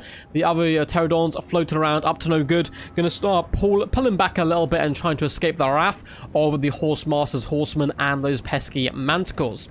Horsemen continue to throw javelins up, aiming at the Pterodons. Not going to do too much damage to them though. Pterodons are simply bombing left and right, able to avoid as much as possible. And the Lizmen simply await the kind of march of the great weapon units and trying to figure out how to tank them. There's no nets on the field for them, unfortunately. I'd love to see Oxyotl get a little bit more aggressive, start poking down the Exiled Hero and the Manticore up in the skies. Pterodons launching javelin after javelin down upon the Marauder Horsemen, who are skittering all around the battlefield in a desperate attempt to escape here. Saurus Warriors can start forming a bit of a box, it would seem, perhaps around their large dinosaurs. Pretty big damage has been done to the Horsemen, which is good to see. They're getting kind of picked apart slowly by good play from the Pterodons. Likewise, the Thunderous one is moving up with its minigun and unleashing shots downrange at the Horsemen, doing some really nice damage. Honestly, these big blowpipes can do some really lovely counter-skirmishing. See many of the horses just buckle in there as riders get flung from them, and they may actually get broken here. This is where you want to see the Pterodons whipping around and trying to chase them off the battlefield and shatter them. Cohort of Sotek moving forward as well to engage the enemy in hand-to-hand combat, and the Manticores are swooping down upon the Thunderous one, realizing that it's doing quite a scary amount of damage. It does turn to engagement. Archaon's going to be popping in here as well. Stand Your Die has been popped. We have a Manticore summon coming in from the Lizardmen forces. Exalted Hero does get sent awry as the Saurus Warriors look to engage with Chosen in the front line. That's going to be pretty rough for them, but Red Crescent Skink support may turn the tide for them, particularly if Arcs of Sotek in the action as well. Pharaoh Manticore swoops down after the Ever-Chosen. Should be able to assassinate him or like at least do some decent damage to him, but there's more Manticores coming in, and it looks like Archaon has a decent amount of bodyguards on this far side. Arcs of Sotek doing some good work to the Chosen, who are triple gold Chevron, which is very scary stuff right now. Big Fat Burning Head is going to catch out little Skinkies as well as Saurus. Oh, that's doing some disgusting damage. There's some friendly fire in there, but my god, that is some horrifying damage to do onto the Dino forces here. The Arcs of Sotek doing some good work. Pterodons probably want to swoop down on the Horsemasters. I'm trying to see if there's any units they can shatter and kind of really jump upon, but it's not looking like there's that much here. Arc of Sotek is moving back into the main fray, and we have an Exalted Hero who is broken. Pterodons have to hunt this boy down and shatter him, finish him off. It looks like the Manticore ally is going up in the skies though, looking to protect him and just drive away anything that seeks to destroy the Exalted Hero. Do get Piercing Bolt to burn and go down, and it is a disaster. Massive friendly fire catches out 2 units, breaking 2 units of the Warriors of Chaos. In fact, breaking 3 units of the Warriors of Chaos here. Pterodons can now swoop and feast upon their souls, looking to shatter them as quickly as possible. Exalted Hero is back in action. A big misplay coming in by the Lizardmen player, not shattering that guy and force him off the battlefield, but the Thunderous one holding firm, and Dilatron's forces looking a little bit shaky here. Balance power is actually even. This could turn real disastrous really quick here for Dilatron. So the Manticore Summoner has been brought forth, luckily once more from the Lizardmen. That can be used to shatter this Exiled Hero, or maybe even kill Archaon here, which I would love to see. The Lizardmen are fighting tooth and nail. No way we're going to end the clan war here if the Lizardmen numbered vastly, taking down the Warriors of Chaos. They're giving it a really freaking good go. So I don't know what the rules are. If these just run off the battlefield, they might better come back in because they're not shattered, which these Terrans have to shatter these guys if that's the case. Like, you cannot allow this Exiled Hero to escape like this and these ground troops to escape either, because it puts all your good work and all the damage you've done to, you know, kind of makes it become a bit more pointless. So the Manticore is jumping off the Archaon, attempting to assassinate him, and actually did some really good damage. SOTM can probably get involved as well and start just whittling him down where possible. Thunderous One is continuing to shoot into the rear here of the Chaos Warriors. Chosen are running for their lives. Chaos Marauders and Chaos Warriors are looking to make it to the edge of the board. They should be able to escape, it would seem. I don't know who's going to win this. I mean, we have a lot of javelins left. That's kind of the biggest concern right now for the Lizardmen and their large dino core. Is Oxyotl still alive? I think he got jumped and slaughtered. No, he's here. He's here. He's okay. He needs to continue to focus fire down where possible. He's got so much ammunition left at the moment. Thunderous One's doing a good job. He has managed to rampage. The Chaos Pharaoh Manticore is looking a little bit on his last legs, unfortunately. Units up on the edge of the board here. It looks like the Chaos Warriors will make it to the edge of the board and escape, which is certainly good news for them. And if those units are escaping, that's such a big shame, because look at the damage the Lizardmen have done, but I don't think they've actually shattered that many units. We are going to see Cascade and Firecloak go down on Archaon. Likewise, Slayer of Kings has been popped. Thunderous One's trying its best here with the Arc of Sotek. Oxyotl, 360 no-scope, and like his life depends on it, doing some pretty decent damage as well. Pterodon's starting to fly over. And the infantry is getting really low, but the Chosen just don't want to shatter.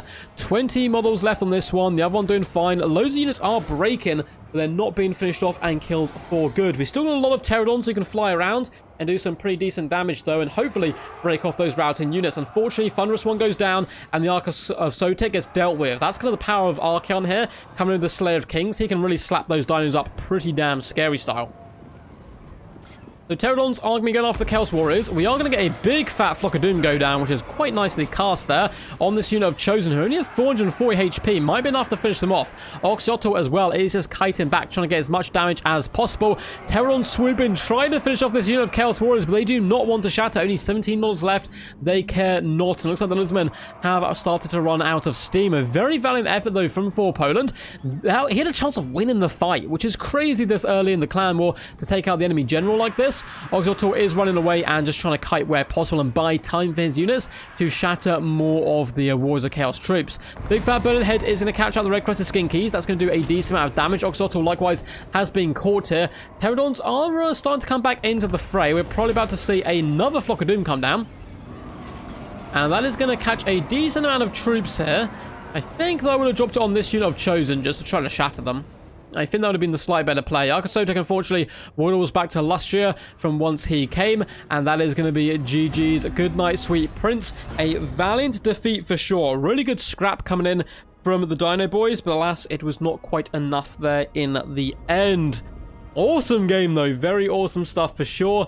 For Poland threw everything he had at the enemy and was able to deal a lot of damage. Not able to kill much, unfortunately. 2.4k value on the Ever-Chosen is very nasty and very scary. Up to 30 kills there.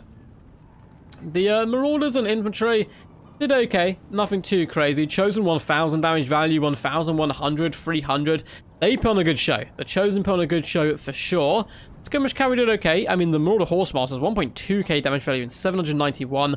1.2k on the Chaos Pharaoh Manticore is very scary. Big damage across the board from the Lizardmen, but they just weren't able to finish off those units. 2.1k damage value here on Oxyotl. Any other big standouts? Nothing too crazy. 820 value on the Code of Sotek. Terron's nice, good play by them as well, just constantly harassing the enemy troops where possible. 840 value on the Pohawk Sentinels being a bit of a standout. The 1.3k and 1.2 on the Arc of Sotek was very impressive. 2k value on the Thunderous One is also rather nice and juicy. The GG's, well played to these lads. Let's quickly pop up the scoreboard here. AIMA is certainly striking back hard now, although they are starting to take considerable losses on their general, which could prove pretty bad in the latter stages of the war. They are back to 5-7.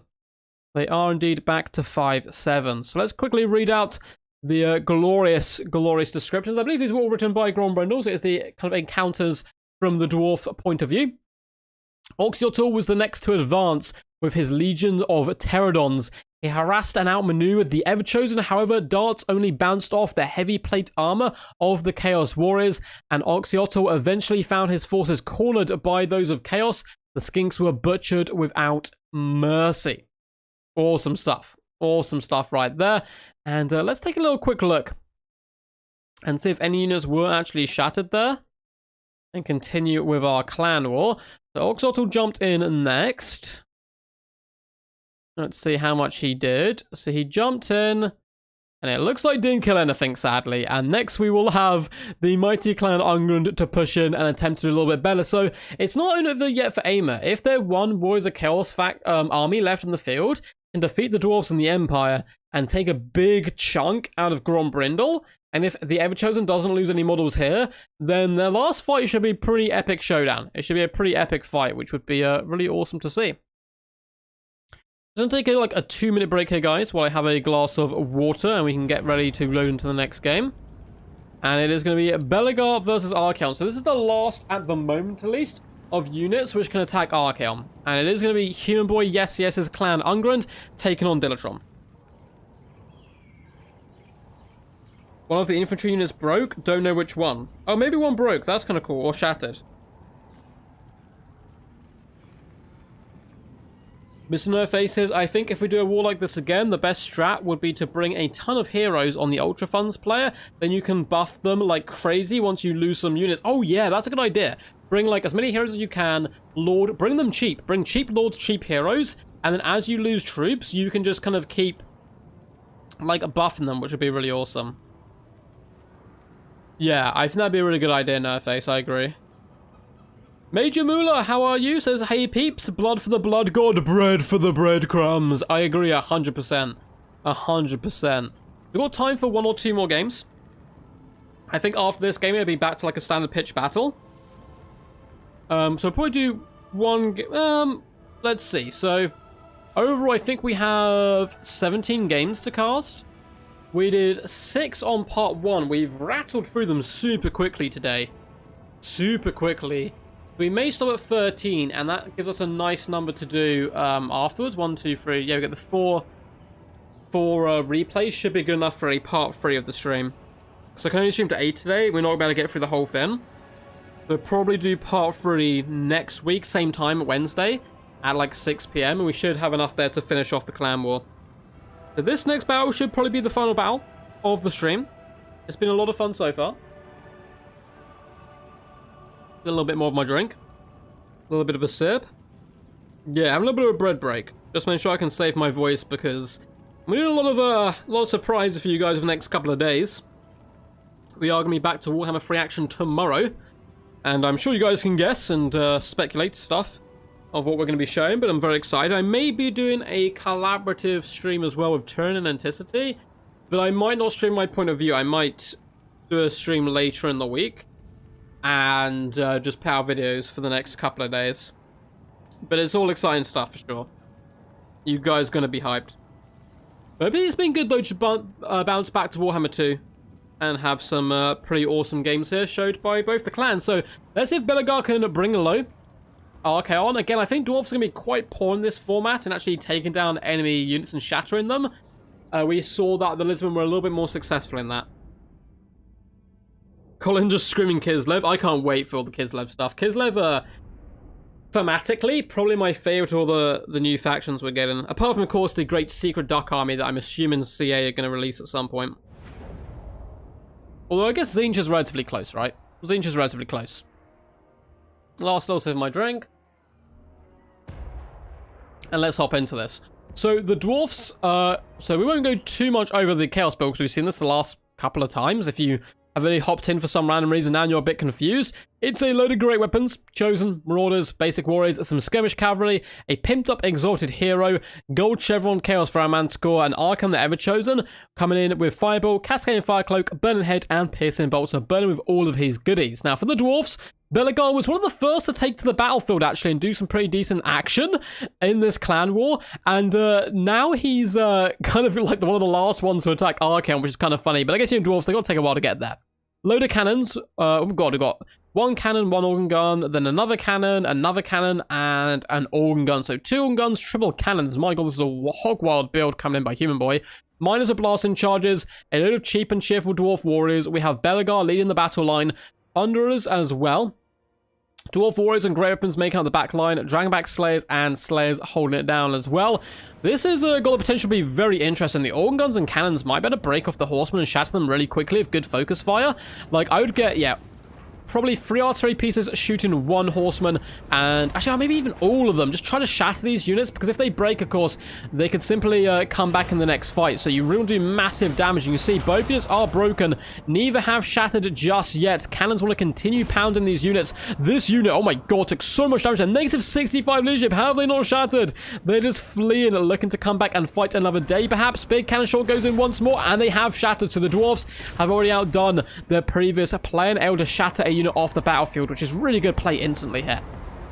Burnhead does some okay damage to Thunderers, not going to do too much. It's going to be better against the Empire players, realistically, if we do see them ever fight up against the mighty forces of Chaos. And the Thunderers do open up some shots. Cannons, likewise, are shooting in, and the organ guns. Looks like they're going after the Chosen at the moment, doing some pretty decent damage. And it looks like those horsemen are going to be able to escape and at least come back to live and fight another day at some point. Likewise, the other horsemen have managed to rally here. In the main fight, the enemy artillery is really laying it on thick. Oh my god, look at the damage done to these Chosen. That is disgusting. The cannon and organ gun pressure just laying on thick here. Belegar's got himself in a bad position, but this is kind of good for the cause, right? Your opponent's trying to assassinate Belegar, coming with all his manticores and his heroes. That allows you time to try to shatter units elsewhere. Belegar really got slapped hard there, though. I mean, this is why Belegar's not really the true king yet of Crack Apex, because he doesn't own it. Archaon's kind of put him in his place with the Slayer of Kings there. Cannons trying their best. The organ guns look like they're about to start getting overrun, though. And the Chaos Pharaoh Manticore has the potential to be shattered here. Lots of damage coming in. Chosen have made it to the front line. And despite the fact they're very beat up, they're quite happy to fight this. Only 10 models left. Big cannon shots coming through. 7 models left. Will they hold? They're quite happy to be facing Thunderers here. Slayers will be jumping on them, though. And I don't even care if there's a burning head here. You get in here and you do your duty. And you take down these Chosen who have been shattered. So another unit of Chosen go down for the forces of Dilatron, which is really, really good.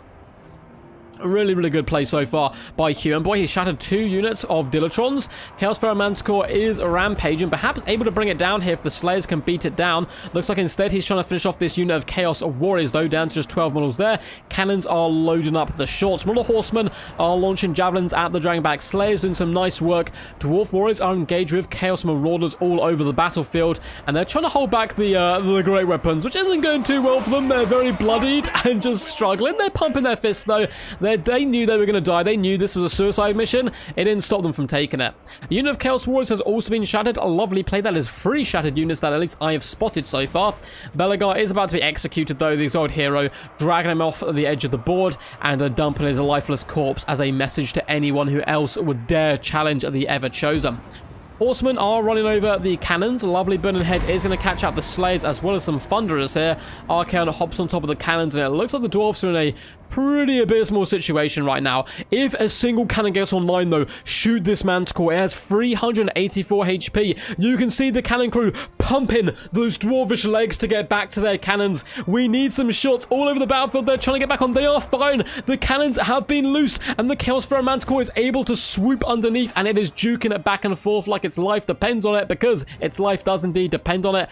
Heroic action by the cannon crew there to load that one last volley, but it did not pay off, and it is just the Slayers against the world. And with good play, Dilatron's a very good player. He's not going to pit any units against the Slayers with the potential of dying.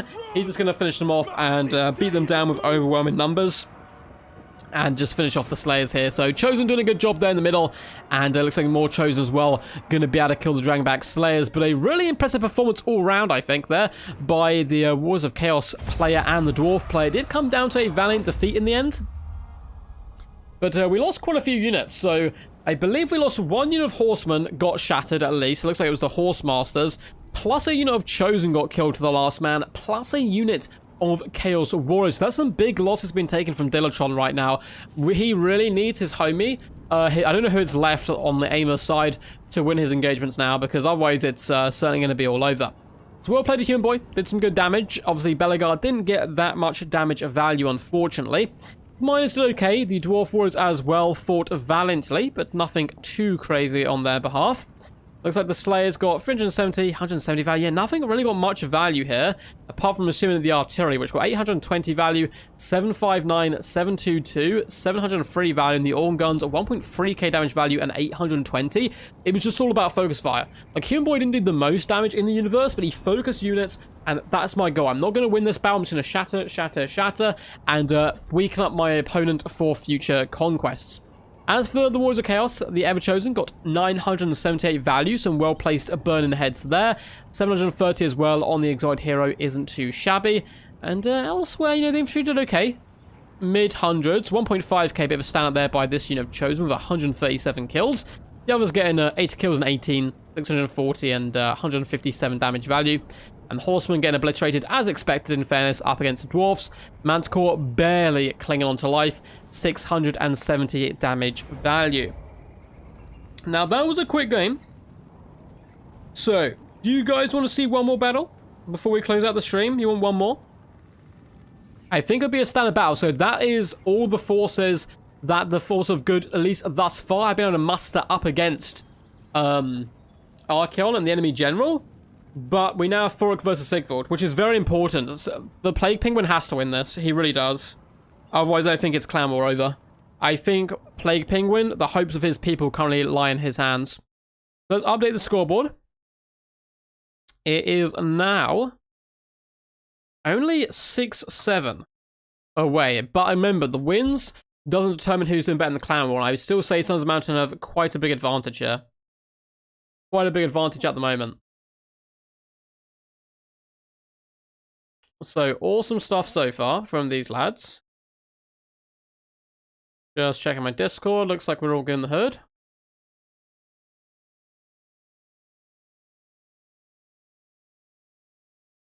And let's bounce in. So, you guys want to see one more battle? Do ya? A little sip of my drink. So, we can save them for next stream. Because if not, we'll be able to do like 3 replays, I think, next stream, which should still make like a good stream, like an hour and a half. People are yelling quack. Yes, yes, quack. Archaon undivided. Let's do it. You know what? Let's do it. Let's do one more. I can squeeze one in. I'm then going to go devour my body weight in food. I am a very tired duckling. I have not slept for much the last couple of weeks. I'm feeling the burn, but we're going to load in. One more game to go. Eumenes, arguably, you know, him and Grombrindle, probably the 2 best dwarf players. Kellerharman, very good dwarves as well at the moment.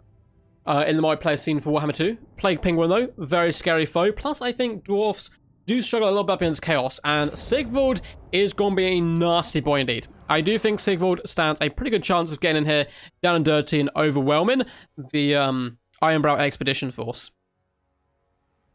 So for the forces here of the dwarfs, we have Longbeards, and Longbeards are great weapons, dotted all the way along in a nice defensive formation, kind of holding their lane as much as possible, and it's just a load of great weapons and Longbeards and just nasty sticky troops. We also have triple Quarrelers in the central core, able to dish out a decent amount of pain from long range. Ekron Miners as well. I honestly would like to see the Regiment Renowned Rangers in this build as well, particularly with the Quarrelers. They can turn them into real powerhouses. Ekron Miners, very fancy unit there. We also have Slayers and Dragonmech Slayers are making up the rear. Double Thane, either side of Thoric Ironbrow. This is very fancy and cool stuff. Big fan of this. The color scheme is very cool on their shields as well. The Double Thane looking to protect Thoric Ironbrow. He is coming in on his chair with the Rune of Doom, Rune of Breaking, and Rune of Speed. Pretty damn awesome stuff from the Dowie. Across the battle line from them is the Warriors of Chaos. It is going to be some nasty chariots. Going for the cheaper chariots here, the Chaos Chariots. Looks like we have 2 of those bad boys. With a Chaos Sorcerer of Metal, with Searing Doom, and fine. Oh my god, is this Transmutation of Lead? Oh, this is so cool. I never get to see these spells in action. So we have a big Hex, Transmutation of Lead, and Searing Doom. A couple of Horsemen just to poke down enemy Slayers. And it looks like a load of Chaos Marauders and Chaos Warriors with great weapons, just all the way along this main formation. Some of them are Chosen as well. It's like maybe just 2 units are Chosen. I quite like that on the flanks to push in and overwhelm your opponent. And of course, Prince Sigvald and Prince Sigvald's Boutte, of course, coming in at 2 action. And he's going to have a fantastic time up against Double Thane Thoric. He should be able to slap them relatively effectively. They're going to be a little bit nasty, 3 for 1. But, you know, it's still definitely possible. Thank you so much, dude. TW1603. I'm assuming that stands for Total War. Great content. Really enjoying it. Thank you so much, man. I'm glad you're enjoying it, bro. I'm glad you're having a good time. There's so much fun stuff to come as well. I can't spoil anything, but tomorrow's going to be fun. I'm going to be dropping videos on Warhammer 3.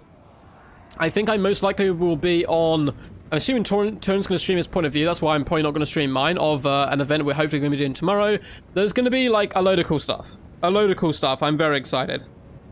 So thank you so much for the support, dude. It honestly means the world to me. The support this last week has been phenomenal. We've hit 8,000 subscribers. I haven't even had time to do my 7.5k sub special. So yeah, I really do appreciate everyone who subscribed and like watched my content and commented and is enjoying it. I've been really appreciating it. It does make my day. Really does. Really does. So glad you guys are enjoying. Looks like the Force of Evil are making a smiley face. If you look at the minimap here, we have one big bulging eye, a little bit swollen, one small eye, and a big smiley, as they are pushing forward. That was just for you, mate. That was that smiley face was for the donation there. The Chaos Warriors moving forward to engage with the enemy. Sigvald stood a little bit far away. He might be a bit scared of the Thanes. I feel like with a Rune of Speed, they could do some decent damage to Siggy himself. We're about to see a Seer and Doom go down in the corners. They're in a tightly compact formation right now, so that's going to do some really lovely work. Oh, lovely stuff. Lovely stuff there. The Horsemen are going to start poking down the Slayers, which is some good target priority coming in from the Warriors of Chaos player. Now, Chosen are engaging in the front line. The Chariots as well have pulled the Dragonback Slayers out of position, and they're going to be moving in with the Chaos Warriors. That is a lovely little sneaky tactic by the Warriors of Chaos player there. Marauders are starting to float around at the edges as well. Now, the Horsemen being dealt with in the back due to counter skirmish fire coming in from the Crawlers. Chariots doing decent damage in the front, but they've been caught out by the Slayers, and they're going down hard and fast here. It looks like Thorgrim Ironbrow's having a good time up against the Great Weapon Infantry in the middle. The Thanes are getting a little bit beat up, but nothing too scary. Ekron Miners just unleashing a salvo of blasts and charges into the Chaos Warriors. Should be enough to finish them off and allow here the Longbeards to really push through. They are being jumped now by Chariots. We're going to Transmutation and Lead go down. It's actually pretty good against dwarves because they don't have the best melee attack as a rule of thumb. So all these units, look at their melee stats now. 6 melee attack. Oh, that's disgusting. And it also nukes their base weapon damage. So a lovely flank overload on this left-hand side. We have Chaos Marauders in here, dishing out the pain with the Chariots and the Warriors and the Chosen. So lovely play there. The center kind of crumbled for Chaos due to the hero core, but the right-hand side is still very much contested. Prince Sigvald is carving his way through Longbeards up to 16 kills, and the Chariots are roaming all over the Crawlers now. The Horsemen could also probably come with some rear attacks on the enemy battle line. Longbeards desperately trying to hold back Marauders and Warriors, but they are swarming all over them. The hero core of the dwarves is going very strong. The Double Thane and Thorgrim Ironbrow coming to assassinate Prince Sigvald is not a bad play whatsoever, particularly with the buffs, but there are 41 Chosen nearby. Seer and Doom does get poured on to the heads of the Chaos Warriors, molten gold style, and she should be actually on the Longbeards. It kind of did a bit of friendly fire onto the Chaos Warriors, melting both friend and foe. Dragonback Slayers getting dragged down though, and the Warriors of Chaos have found themselves in a pretty solid position, which is certainly something AIMA need right now.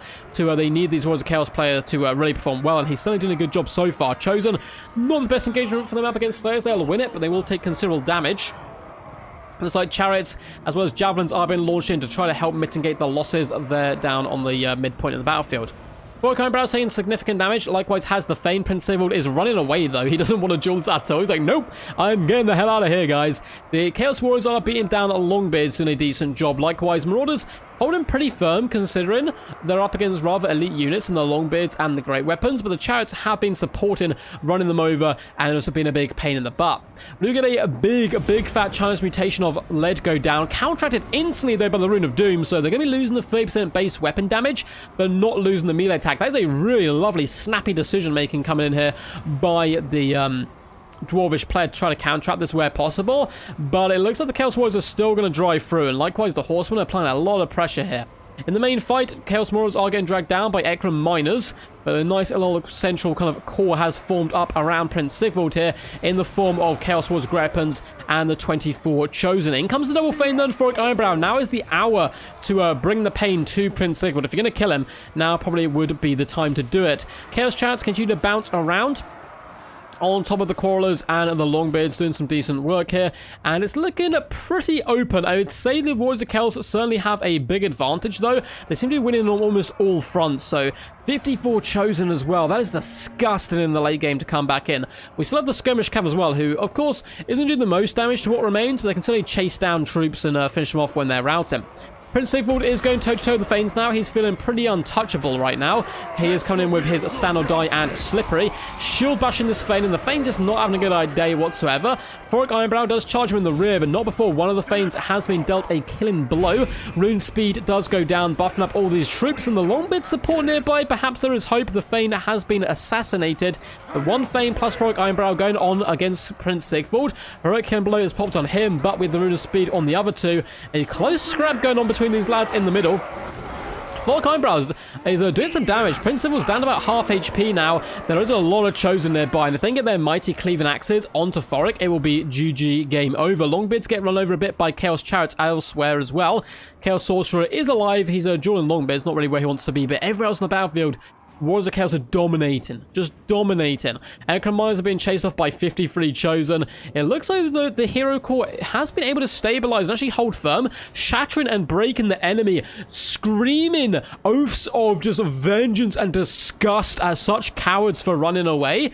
Though the Chaos Chariots are being brought in to try to quiet the taunts from the Dwarfs here. Are desperately trying to dig in deep and hold the line, because leaderships could start to become a bit of a big problem. I do like this play coming in, though, by the Warriors of Chaos players. Simply fall back Prince Sigvald and regenerate. Get all that HP back. You can heal up. The Dwarfs cannot. The Chosen are on the way back in as well. 53 models. That is a pretty nasty amount of troops left to bring in. And though the Hero Core held firm there, it's looking pretty bad. Javelins are being pulled onto Thorgrim Ironbrow. Chariots are reaving over the remaining Dowie, breaking all the infantry, and he can simply play the slow game.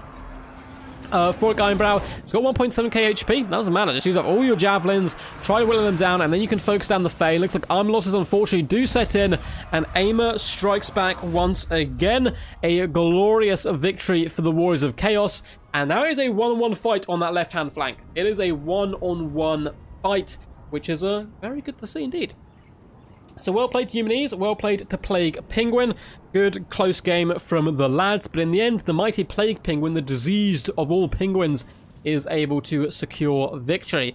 Humanese put up a good fight. 1.1k damage value on Thorgrim Ironbrow with the double Thane is an interesting choice to attempt to counteract Prince Sigvald with the Rune of Speed. It doesn't certainly mean they beat him, but he can always run away and regenerate and come back when the debuff is gone. 670 damage value on the Ungrim miners. The Longbeards got 720 and 257 and 260 value. Nothing too crazy on the Great Weapons to write home about. I think kind of the mid-hundreds for them. Slayers, 530 and 500 value. The Quarrels as well. Yeah, mid to low hundreds weren't really able to perform. Prince Sigvald, very good in this matchup. 1,400 pretty much damage of value. Very healthy in the latter stages of the battle there. 496 damage value from the Chaos Sorcerer of Metal.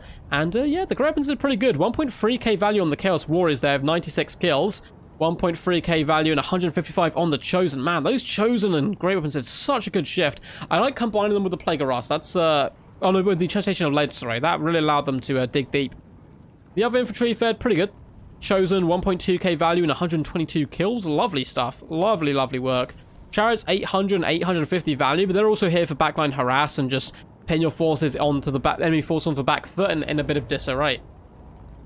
So as we do load in here, also as we do end this stream, we've still got a little bit to go, guys. Don't worry, I've got a few things to announce and so on. It is actually going to be an even score here. 7-0. 7-0 so far in the clan war, but AIMA's leader is wounded. And Plague Penguin is his last bodyguard, his last hope to try to drag their way back into this clan war. So let's quickly read the end of that glorious battle, again from the Dwarfs' point of view. We also need to do the Belegar one. I think we actually forgot to do the Belegar kind of breakdown from the last one. So let's do that little kind of reading from there. So from the last battle, having been delayed by stray hordes of savage orcs, Belegar arrives much later than he originally expected. Seeing the charred remains of his allies, Belegar swore to fight to avenge them. With cannons and organ guns, Clan Ungrim rained fire down upon the forces of the Everchosen and dealt incredible damage on approach, even killing one of Archaon's most prized chosen great weapons. Nevertheless, his forces were hacked down and Belegar himself slain by Archaon. And then that latest battle here. Unable to take Crack Drak by force, Sigvald feigned a retreat and prepared an ambush not far away from the city. thinking this is his chance to escape. Thorgrim marched his troops out of Crackdrack straight into the waiting trap, and that Sigvald had laid for him. Exhausted and taken by surprise, the Dawi were annihilated, and Sigvald marches south to join the Ever-Chosen. It is getting spicy here in this clan war. 7-all between AIMA and Sons of the Mountains, though AIMA's general is very wounded at this point, and certainly AIMA are still on the back foot, but the comeback is real. This has been part 2.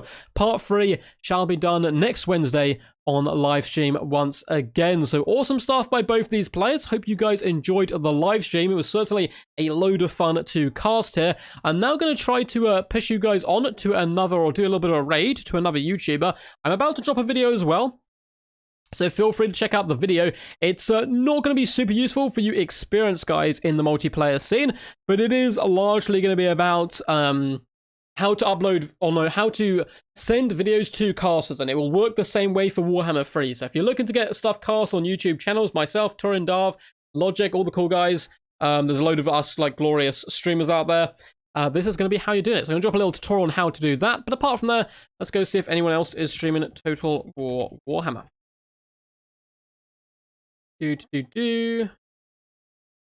looks like Mercy the Mad is streaming, which Mercy actually played on stream recently for me, so I'd love it if you guys went over and just yelled quack at him. Just do a little bit of raid, yell quack, demand bread, and say hello to him from me. If you want to check out my latest video, it is going to be coming out in about 2 minutes. I'm literally just going to make it go... Oops, sorry, hiccups now. It's going to go live in about 2 minutes, so yeah. Feel free to go over there and stream. I'm going to join in as well. Just go show some love, yell quack. You don't have to stick around, but it's always nice to say, hey, like, hello to other content creators, and to let them know that we've got a lot of love and support for them. So, I hope you guys enjoyed that one. It was a good, fun stream, and until next time, peace, peace. And as always, stay awesome.